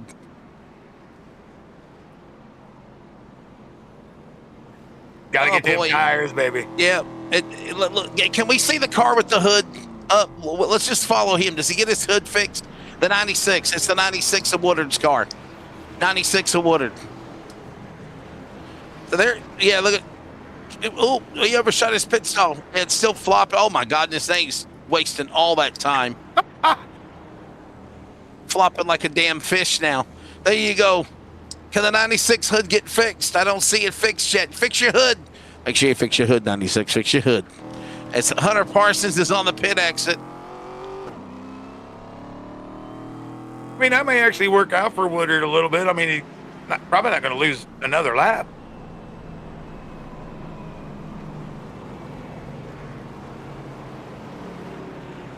Only Yeah, I got don't to mind four that. tires with Axel Smith, Steve Barnett, repairs for Shane Trotter. Yeah, that's it right there. Wow. I think this Hey, really. can we give, Michael, can we give a shout out to Keith Haney Dean? Show him real quickly. I guess he's got some tight red panties on tonight because he's doing really good. Remember, he's got that car looking good right now, Michael. Absolutely. He got the tight ones on tonight. He's all the way up into 7th place. We haven't called him a lot, but he must just be making his way as he goes. And I do love the rims, right? We don't see a lot of guys with the gold rims on, but I'll take it. They go good with the red panties on a Friday night. Whenever he's out on Friday night, it's just Wednesday.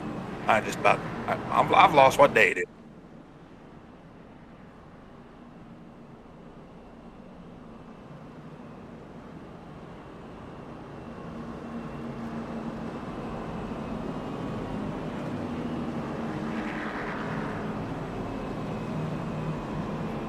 All right.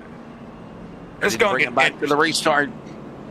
By the way, closing down, what is it? The eighth caution of the race. Eighth caution.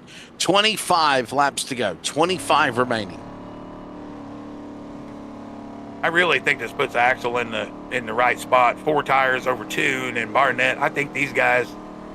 I mean, I don't know. Hunter's been really strong all night long, but I just got to think. I got to think 4 is going to beat 2 right here. Kind of a weird call to me. I mean, I know you want the track position, but that's a weird call to me.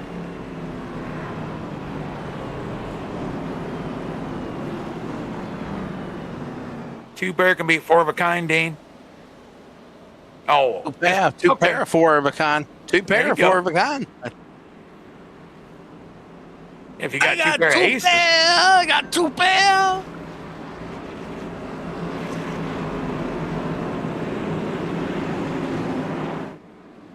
I'm missing something. Where did Robert Richardson's come from? Did he stay? If he'd stayed out, he'd be in the lead. Just take fuel? Okay, he took 2? Okay. Green flag, green flag.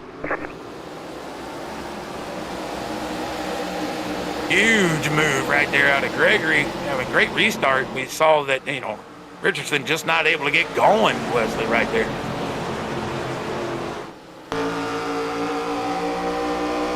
Coming back to green, under 25 to go. And look at now, watch Axel Smith. Boy, this might be the restart of the night right here, Michael. Oh, they're gunning it. Yeah, we see both cars that took 4 tires. They're already up to second, third there. See how long Gregory can hold on to these 2, but I just got to think 4 tires was the call.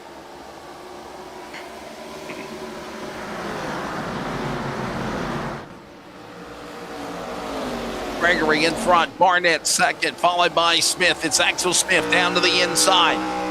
He'll make that run to the bottom.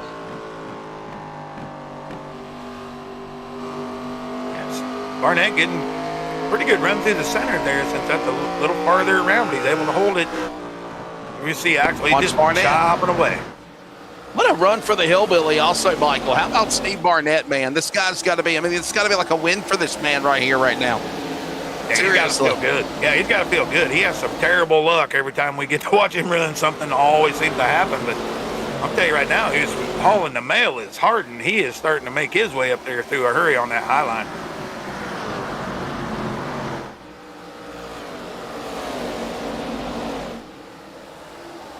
Now, these guys need to get singled out, or Stephen Gregory's going to check out right here, Wesley.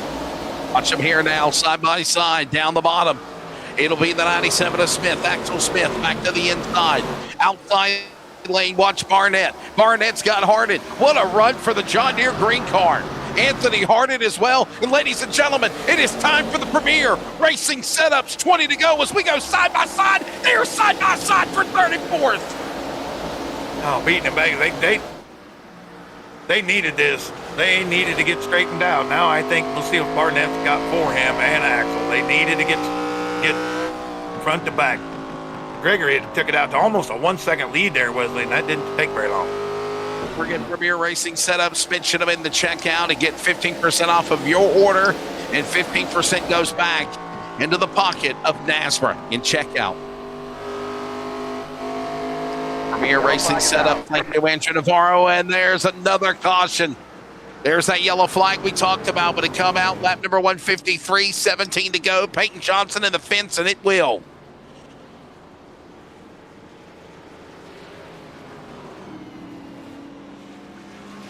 I will say this. If you didn't pit the last time, you better pit now. If you did not pit, oh, boy, you got some decision-making to do, Michael. I'm going to be honest with you. You got some,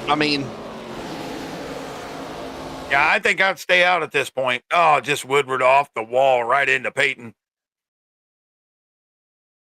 Woodward's having a kind of a heck of a night there, Wesley. He has just been smashed on all sides.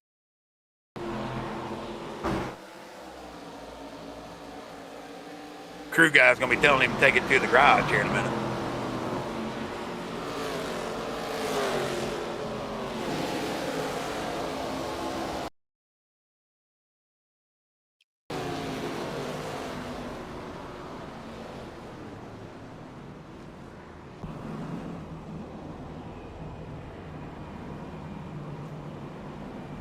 Yeah, everybody looks like they're going to stay out, Wesley. See Chris Elvis is showing him in the pit lane. But all the leaders going to stay out. Still 4 tires against 2. What's your call right here, Wesley? 2 tires. I think that well, if you do come down pit road, 2 tires. That's what I'm thinking. See Matt Cherry getting a lucky dog.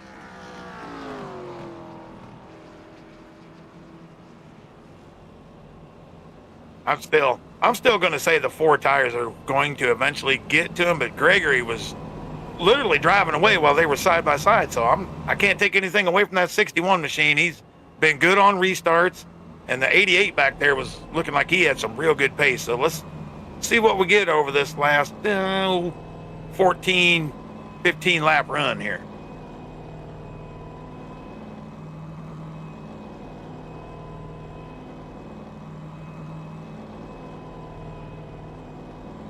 Be right back. So we will get ready to see what these drivers will do. 2 tires, 4 tires, no tires. You stay out. Right now, strategy-wise, for leaders, for drivers like Gregory, Barnett, Smith, Harden, and more, the answer is yes. Matter of fact, everybody, for the most part, did come down. Stayed out on the racetrack. Some guys in the back didn't. Oh, this is going to be fun right here.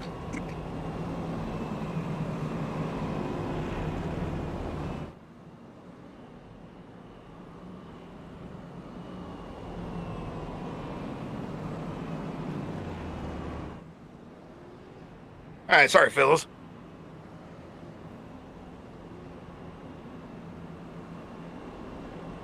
I had a little puppy problem to deal with. Little puppy, the puppy, be quiet, puppy. Yeah. He had to come out here and stare at me and mess my room up a little bit. So what are you doing, Daddy? Daddy! Yeah. I gotta go potty. I'm gonna potty on your bed if you don't take me out.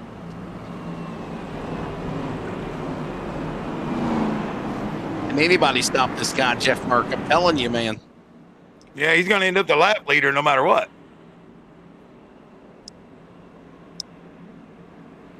It's going to be interesting to me. 4 tires on the bottom, 2 on the top. We know the top keeps the momentum up pretty good. See Axel blinking a couple times. Hopefully they don't have that issue. But I think if this top line can get out and roll, Wesley, we're going to have one hell of a race to the finish.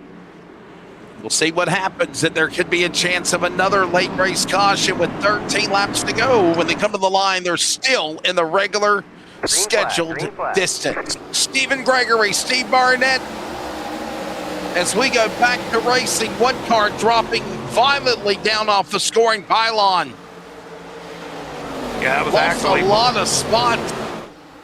Is that Mesa? That was Axel right there. He blinked out and then came back. So I think Axel Smith. And here they go again. This side by side, man. That's going to let Gregory get away again. 12. Make it 12 to go. Gregory, Barnett, Smith, Harden, Richardson, your top 5. That's the way it stands. And then you got these other guys in the back side by side.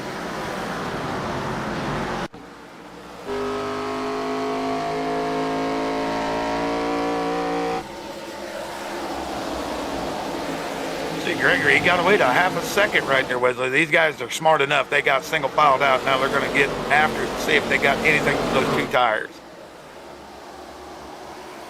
5 Chevrolets right now in the top 5.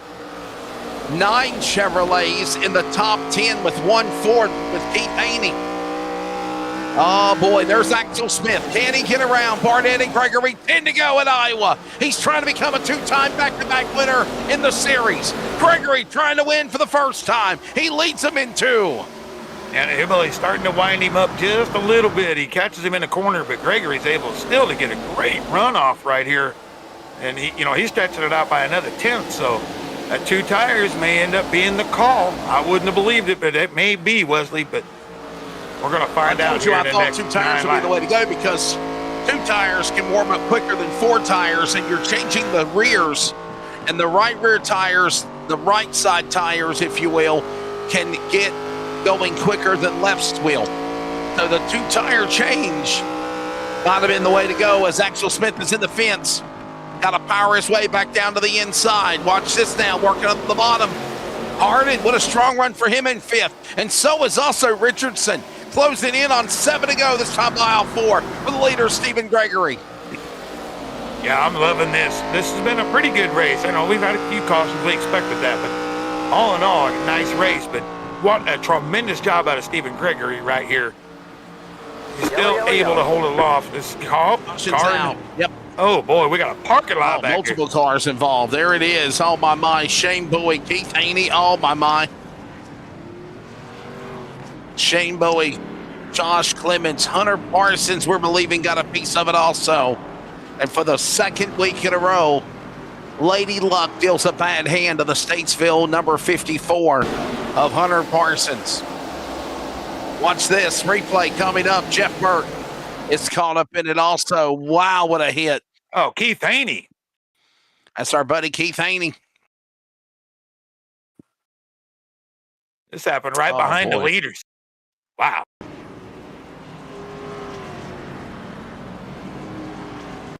Yeah, those red Julio's thongs for men just didn't work out for Keith Haney. Watch it again as he bounced off the wood car of Josh Rodriguez. Keith Haney had such a great shot, and just like that, it's evaporated here.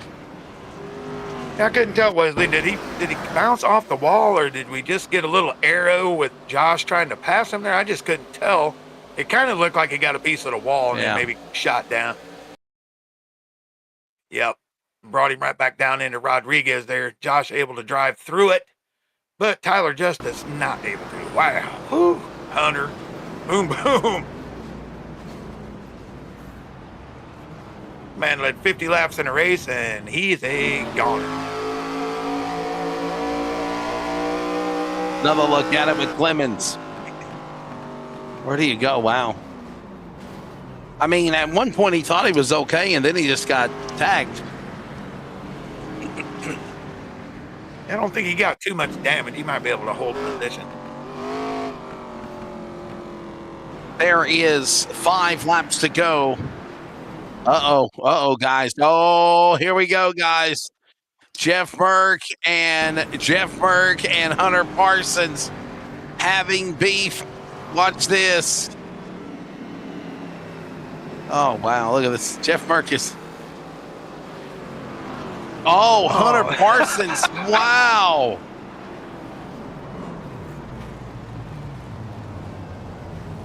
I think Merck's playing the long game for the season here. He knows he can stir him up, and he definitely did.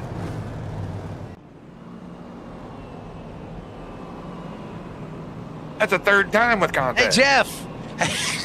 Hey, Jeff, it's the broadcast booth. What was that all about? What was that? I'm so happy. Hey, I was. Yeah. Choose your words carefully. You're on camera here, Jeff. Oh, hey, I was holding my spot. It just happened to be right beside Hunter Parsons, and he wrecked me. And I just got DQ'd and will receive 0 points for the race. You got DQ'd? Oh, man. No, Hunter Parsons got DQ'd. Oh, Hunter Parsons. Yeah, he retaliated, man. Yeah, exactly. I told you he was playing the long game. And by the way, you threw the greatest block in the history of all NASCAR racing a while ago. I love iRacing, in the history of iRacing blocks. I had to downshift to make the corner. Oh, really? So when I go into the corner, I'd have to shift into 3rd. I had to run the bottom because if I didn't, it would wash up and hit the wall. Okay. So that's my story, and I'm sticking to it. Technically, I wasn't blocking. I was just having to downshift. No, you were just having to position yourself. I got you, bud. There you go. I understand it. It's all about Hey, I'm in a damaged car. I got just as much right to race as everybody else. So, Jeff, good luck the rest of the way, man. I totally don't blame you one bit. Choose your words carefully. The life you say might be your own. I've learned my lesson. Green flag. Yes. Jeff Burke, everybody back to green. Ready to settle it here in Iowa with 2 laps to go. This is the original finish. 2 to go. Gregory's got Gregory. Barnett to the inside, and look at now, Gregory, Barnett, and Smith. Great exit out of Gregory right there. If he can do that one more time, I think he's going to hold on to this, and it's amazing. I cannot believe he's been able to outrun these 4 tires, but Axel making his move at the white flag, Wesley. White flag presented by Darren's Detail and Shine. Race is official. They'll race or they'll crash to the flag. Back straight away. Stephen Gregory holds his mark. Behind them is a 3-horse battle for the bridesmaid spot for Smith, Barnett, and Hardin. They're not going to clear. It's Stephen Gregory. We're 2 for 2 in ARCA this year on a Wednesday night in NASRA. Stephen Gregory holds off the likes of Axel Smith, Hillbilly Steve Barnett on the podium, and how about a job for Anthony Hardin as well? When it's all said and done, just could not make a rally to the 61. What a show, what a finish. Yeah, fantastic finish, man. And look at this top 10 as we're looking. Holt he's been damaged 2 or 3 times. Broadfoot spun. Adam Lichty spun. All these guys making their way back through. Just tremendous run. This is a fantastic top 10, seeing new names. The man out of Attica, Indiana, in the Bodine's Moonshine. Pretty lady number 61. Stephen Gregory is going to win here tonight in the BrickYard. 150. Oh, and by the way, that finish did not even need overtime when it's all said and done. It was another exciting one as he burns it down. How about that? Axel Smith, Daytona winner, settles for second. And I'm going to tell you, Michael, I'm looking forward to talking to Steve Barnett, man. This guy's going to be excited. It's going to be like a win for him as well. It's finishing in third. Yeah, I can't wait to hear from all these guys. That was a good race. We had a couple real long runs. I enjoyed it. A couple too many cautions, but all in all, very good race. All these new guys on the list. I mean, these guys all got to feel good. Collie Miller, Lichty, Holt, Broadfoot, all these guys caught up in accidents, making their way back to the top 10 as we get ready to count down their official finishing order. It took just about an hour and 32 minutes to finish up. Saw the checker flags fly. Iowa Speedway, 170 laps, 150 miles is completed. 8 lead changes among 5 drivers under the green flag. 10 cautions for 39 laps. I'll take that as well. Lead hard charge of the race was Stephen Gregory, up 28 spots. Jeff Merck led the most laps. Even though it got controversial at the end, he'll lead 51 laps. He was also the pole driver. Stephen Gregory was the fastest lap of the race with of course, fastest lap of the checkered flag as well. Stephen Gregory, the winner. Axel Smith, second. Steve Barnett, third, all on the podium. We'll talk to them next. Anthony Hardin, Robert Richardson, Josh Rodriguez, Collie Miller, Brandon Broadfoot, Adam Lighty, and Jeremiah Holt, your top 10 when the checkered flag falls here at Iowa there, Michael. Yeah, and they're followed by Curtis Banks, Raul Meza, good big move for him, up 20 positions. Tony Burleson, we saw him tore up. Tyler Justice, Mark Cofield, 15. Matt Cherry made it all the way back to 16. Buzzy Mongold, top 20, and followed by Josh Clemens, Trevor Williams, and Peyton Johnson finishes out the top 20. The rest of the finishing order will find the drivers of Shane Trotter, Mike Ostick, Keith Haney, Jonathan Woodard, Chris Ellis, Shane Bowie. Hunter Parsons, by the way, disqualified at the end of the race. Ryan Dillavoux, Jeff Merck, and Timothy Hammond, the top 30. Rest of the finishing order as well will find David Davis, Dan Hagan, Jeffrey Johnson. Cody Knott was the race director of this chaos and mayhem here at the fastest, most exciting short track on the planet in the virtual cornfields of Iowa. When we come back, we'll talk to the podium. It is Stephen Gregory. He now makes the second different winner of the year as he wins the BrickYard 150 at Iowa. Axel Smith, Steve Barnett, all on the way when we come back to wrap it up with Michael and I next from virtual Iowa.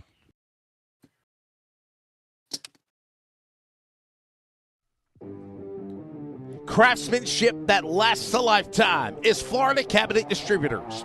With over 20 years in business and 39 years of woodmaking experience, they proudly serve Northeast Florida to Southeast Georgia, delivering custom woodwork that combines precision, beauty, and durability. Whether you're dreaming of a custom kitchen, bathroom vanity, fireplace and mantle, entertainment center, outdoor kitchen, or even a full library, we can build it at Florida Cabinet Distributors. exactly the way that you envision.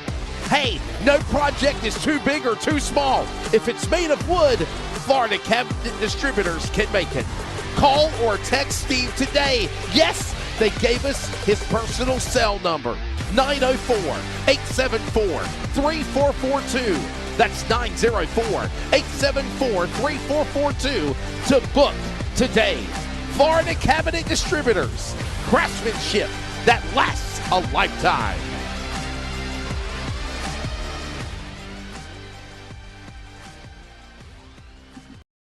Premier Racing Setups is the longest running setup shop on iRacing. Our monthly subscription options start as low as $20 a month. We offer setups for dirt oval, asphalt oval, and road racing, covering a wide range of cars and skill levels. Built and tested by top-tier sim racers, this isn't just a business, it's a community of competitive drivers. If you want to better your iRacing experience, head over to PremierRacingSetups.com today.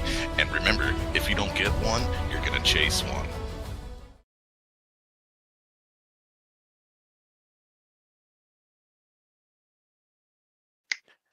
Welcome back to Iowa. It's the, of course, NASRA Pultz Poppers ARCA series, and we have just wrapped up the BrickYard 150.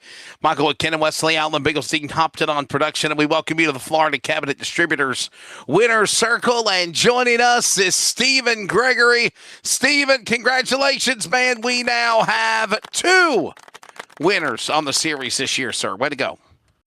Thank you. I'll be honest, that was a hell of a race. Didn't think the 2 tires was going to work. I got to give all credit to Hunter Parsons on that one. He talked me into it. Didn't think it was going to go.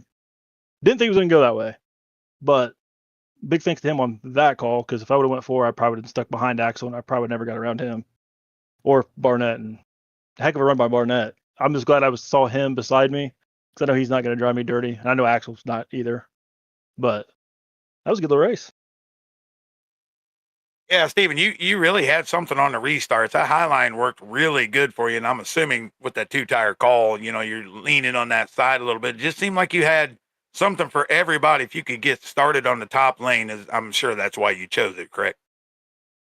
Yeah, but I was also starting in first gear to get that launch. That was pretty much the only way I was going to get away from them and be able to take off. And in a way, I was glad to get all the cautions we got the last 20 so laps or whatever it was. But I think if we would have went green, Axel and Steve probably would have had something for me. But so the cautions helped me out. I don't know about those guys, because I know they were on 4, so they were in the long run they were going to be faster. By the way, Stephen Gregory, career start number 216 of NASRA tonight. He's got his now 5th career win, 44th top 5 and 80th top 10. Stephen, I got to ask you this question and segue that into thanking your sponsors. How different is driving these cars compared to what you've done in the trucks or, Cup or Xfinity or, trucks on Monday night, Friday night? The Xfinity car is probably my all-time favorite, but I'm really starting to like these cars over the trucks. I don't know, it's a whole new model that iRacing's done with the trucks and everything. I don't like it. And then Monday, before my computer froze up on me, when we were at Watkins Glen, I found out right before qualifying that Brady had the power up to 110%, and I was not for that. Those trucks are already hard enough to drive on road courses, but it was something different. But I would say Xfinity car is probably my favorite. ARCA car is probably, it's slide into second. These cars are just a blast. Sponsors. Oh, you guys already know Bodine's Moonshine. My dad, that's his little side gig. I think Parsons for being a great teammate on that one, and everybody at NASRA. Everybody puts us on. Brady, Cody, you guys for streaming it. Mike for actually creating NASRA. I'm glad he's back doing this announcing thing. It's always great to have him back. Dean for producing everything. You guys do an awesome job. That's about it. Thoughts of, again, the driver of the number 61 from Attica, Indiana, the Bodine's Moonshine Chevrolet. He now makes the 2nd different winner of the series, joining College Park, Georgia driver number 97, Chevrolet Axel Smith, who we'll talk to next. That is Stephen Gregory. Axel coming close, man, one spot shy. This was not a cakewalk for you tonight, though, man. Are you wore out from Iowa? You're taking the race. Yeah, it was. I just got to say, it was really good to race. Congrats to Stephen Gregory for the win, and also Steve Barnett with the third. It was just a really good race all around, I think. I caused that caution in the beginning of the race. I was just running hard with the people in the back. It's just super close racing back there. So, that's definitely my fault there. But when I got up to the front, it was very competitive racing. Like Stephen Gregory, he had 2 tires and I had 4, and he was still like he was honestly faster than me, especially because I was stuck in third. So I mean, it was a really competitive, good race. I liked it, and it honestly came down to a little bit of fuel strategy, but there was caution, so it didn't matter. So people were probably considering pitting or something on that big long run, but also in that long run, it was a bunch of tire saving that you had to do. And if you just over pushed them, you could just fall back, So I think it was a great race. I'm super happy with the second place. Thought I could get, if I restarted at least like probably second on the last restarts, maybe I could have had a shot at Steven, but no, it's all good. I'll gladly take a P2. It was a good race. And Axel, I just want to ask one question. I don't know a lot about these cars, but usually don't ask us at short tracks, but did the air come into play at all? You talk about the tire saving there. Did you have to try to find yourself a little bit of a different line to try to keep the right front on it? Yeah, for sure. I think the air isn't as like the dirty air isn't as bad as like somewhere like Charlotte or another like Kansas, somewhere like that. That somewhere like those big intermediates, those tracks you definitely got to search for that clean air. And if y'all are referencing when I was buying the 54, I was just trying to get clean air. I didn't even know if it was helping me or not, but I mean, just that little bit of clean air is gonna get me a little bit closer to him having a whole field of clean air. So, I think it did come into effect just because Iowa, I guess it's a short track, but it's a pretty big short track. So, I think it definitely came into effect. It definitely could have helped with tire saving too, but it was super spread out. The dirty air probably didn't matter a lot, but come the next intermediates, it's definitely going to matter. You're definitely going to see that. Daytona winner Axel Smith climbed 22 spots to finish in second. Won Daytona last week, and right now he's got 5 starts in NASRA, 2 top 5s, 2 top 10s, and of course 1 win. Axel, before we let you go, man, please thank the sponsors. We'll see the 97 next week. Thank you to Precision Production. Thank you to my family if they're watching. Thank you to you guys for broadcasting, and thank you to NASRA for putting this on. This is this is like a really fun ARCA series. I'm looking forward to the rest of the season. There you go. There's the thoughts of the Daytona winner, runner-up tonight. Man, what a good start to the season for him. Probably leaving with a points lead after Iowa this evening. That is Axel Smith. Of course, he'll finish in second. Let's grab down the man that finishes in third. Steve Barnett on the road to 200 career starts at NASRA. Career start 193 tonight will be the man with 9 feature wins, 26 top 5s, and now 62 top 10s. Steve, it's been a while since you found victory lane, but it is slowly but surely coming for the hillbilly from Michigan. You're taking this race, finishing third, sir. Good job. Yeah, it was a great race. It started out pretty rough for me. I drove up to 9th and realized that I was driving way too hard because I think I fell back to around 20th, somewhere around there. And then we had a few 17th. I was way back there. And I started just easing into it. Actually, I had a bunch of help yesterday getting my setup dialed back in. I bought a new setup, and ever since I've had it, I haven't even finished on the podium. I haven't won since I had my real cheap setup, which is kind of odd. So I asked for some help and got it dialed in. And tonight was probably the first night I've actually had a lot of fun in, I don't know, a season now, probably. No, Steve, I'm looking for big things out of you, man. I just think that was a great run. come through the pack, as you said. The 4-tire call, I really thought that was going to do it for you guys. Did you just race a little bit too long side by side before you could get it stretched to where you or Axel could give a run at Steven? Yeah, I think if we wouldn't have had a few of them cautions, that was kind of helping the 2-tire guys, or it was helping Steven. And I thought the 4-tire call was going to win it. Me and Axel were battling it out, and I wasn't giving him any room. He wasn't giving me any, and Steven was starting to drive away. And I just, on that last restart, I had a jump, and I was going to try to send it in there, but I've raced with Steven for a long time, so he'd have been pretty mad if I wrecked us both. So I just kind of settled down and just took her home. Took her home in one piece.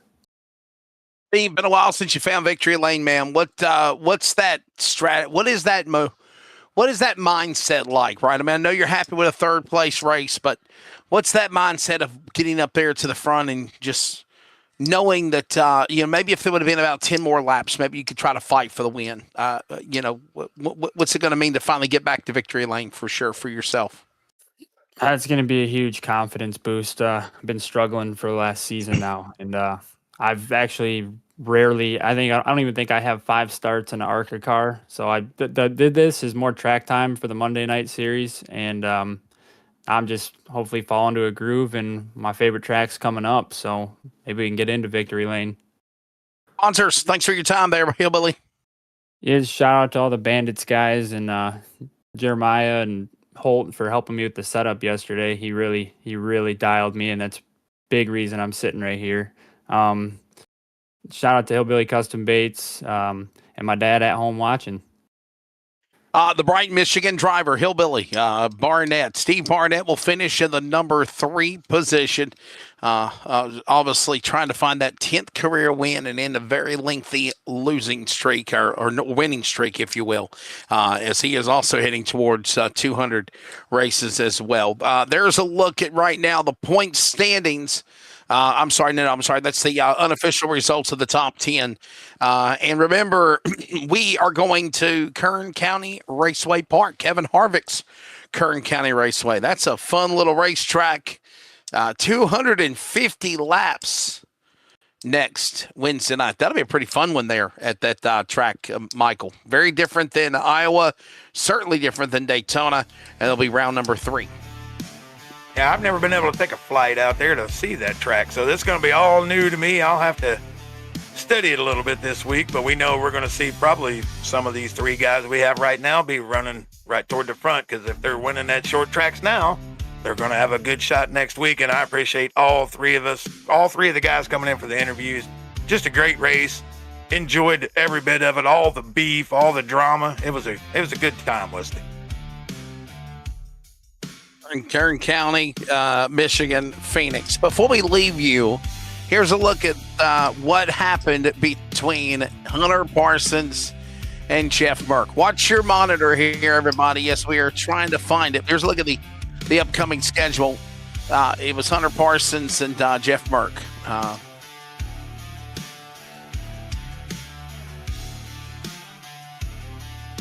He held up. He was all around the 61, Gregory, and some other cars. Trying to see if I can figure out what lap it was. Yeah. So we're trying to queue it up, everybody. That's so again, Kern County next week, Michigan, Phoenix. That's all coming up. Road course at Watkins Glen, Pocono, Talladega. Just going to be some very unique, fun racetracks, no doubt. And Michael, as our producer, is trying to queue up another Pultz Popper replay of what happened between Jeff Merck and Hunter Parsons, which set the frustrations to what we saw on the most last recent caution. The fireworks is already there. The fireworks, the beefs are already there. I'm going to steal our buddy Jacob Reeves' line. We got beef. The beefs are there. We're seeing it here in the early going to the start of this series. Well, we absolutely are. We're seeing a couple of the guys that have big egos. They're both fast. If this will help you, it happened on lap number 110 of the race, lap 109 of the race, Dean, if it'll help you out, lap 110. Go ahead, Michael. I'm sorry. I was just trying to help him out. No, I'm just saying we see 2 of the better competitors in all the league, but we know Hunter's had issues before. We know Merck can cause issues, so it's just it's amazing to me. We're going to see what happened right here where he said he was downshifting, but I'm not real sure. I'm thinking Cody's going to take a big look It's coming at that. up ahead. I think we're a little lap ahead, but there you see it right there. I mean, it's setting up right here for this moment. You can fast forward it now, or just regular play it, because you can literally. Well, no, you've already missed it. You done missed it. You went ahead. No, I said you could speed it up as far as like try to go to turn 4. There it is, everybody. Now watch this. This is what happens. Now we can hit regular play. Just hit regular play. And this is what set us up right here, Michael. Michael, fair or foul? What do you think? And by the way, Stephen Gregory was a part of this, and he even said, and I quote, beep, Jeff Merck. So, I mean, there's got to be some frustration there. Well, I mean, if you look in the rule book, you're supposed to give way to the leader, especially if you're damaged. Like, we know exactly what that was about. He didn't try to move to the car on the top or the bottom. He stayed right in front of Merck and had him pinned in. He stayed right in front of Parsons as he was pinned in there. We know exactly what it was. So no fair or foul. That's foul. You're supposed to be getting out of the way. You're damaged. There it is. You know what, Stephen Gregory, you're here. You saw some of that. What's your take of what the way that went down? I mean, you guys called it. I mean, like I told you guys when I first came in here. Don't get me wrong. Jeff Merck is smart. Like, he knows what he's doing. But he also was mirror driving, waiting for Hunter. And when he got there, he says he was downshifting. Okay, you may have, but you weren't downshifting to make corners. You may have downshifted right there to make it look like you were, but you did it to slow up, so Hunter had nowhere to go. And Steven, by the way, you had to check up, because if you didn't, you were going to slam into the right rear or the left rear with your right front of the 54 car. I mean, you had to. Oh yeah, you had to check up as well. Yeah, if that's what I'm saying. Like, it was. I mean, if the rules were reversed, Jeff would have been just as mad if Hunter would have done that to him. So you got to look at it both ways. But it's just also the thing is, you're a lap car. You got the penalty called on you, which when you came off the wall in front of Harsons. I think it should have been called a racing incident. To be honest, I went back and looked at it. I agree. It should have been called a racing incident. But yeah, Jeff got in the wall. Hunter was there. He came down, came across Hunter's nose. Did Hunter do it on purpose? No. I can vouch for that because I was in a Discord channel with Hunter. When it happened, all Hunter said was, well, that just happened. They're probably going to put that on me. And I asked him what happened, and I was like, well, what happened? And he told me about the whole incident. And I was like, well, I mean, it's up in the ball. I mean, it's up in the air. You don't know which way Cody's going to call it. When Cody called it on Merck, I thought, well, that's kind of shocking. There you go. Now, and we asked the race director, Cody Nond, and he said he saw it a completely different way, that Merck hit the wall and came back down, and when he did, he got into the machine of Parsons. Yeah. So, listen, I'll just say this in closing. We'll get ready to go for Kern County next week. There's bad blood between Hunter Parsons and some other drivers of the world of NASRA. He has not raced in a while. You have got to try to be in fences, or is the rivalries going to continue, Michael? That's my final say of the night, buddy, as we'll get ready. Or my final question to you as we get ready to pack her up and get ready to go to Kern County next week. I mean, if you're Hunter Parsons, do you feel like you got a bullseye on you now for the people that don't like you? Well, let's hope not. We know there were incidents in the past. I like Hunter personally. I think he's a good guy. I had felt like he had changed his ways quite a bit, and I didn't see him do anything wrong up until the end where he doored Merck while they were down on the apron, which to me, I could understand it. I mean, Merck was just hanging right there by his door to make sure he could see him. So there you go. Like Steven said, Merck's smart. He knows what he's doing, and he knows Hunter is one of his main competitors. So giving Hunter 0 points, that just helps Jeff out. And I promise you, the NASRA Board of Officials for the NASRA Series sanctioned body and the Pultz Poppers ARCA Series, which is ironically Brady LaBeouf and Cody Knott, will be the ones that will make the decisions on anything that goes foregone. And if there is any other further penalties, it'll be announced probably before next week. As always, thank you for checking us out. This is for the Pultz Poppers ARCA Series round number 2, presented by NASRA in the BrickYard 150. Obviously, thanks again to Brady LaBeouf, Cody Knott, Mr. Michael McKinnon, Bigglestein hopped on production. For all of the amazing crew, this is Wesley Outland. We congratulate Stephen Gregory picking up the win. We now have 2 winners in 2 races, leaving the virtual cornfields of Iowa. It's on to the West Coast. Kern County, round 3 next week. Enjoy the rest of your week. We'll see you next Monday for the NASRA DSR Electric Truck Series on the NASRA 360 Racing Network. Until then, take care.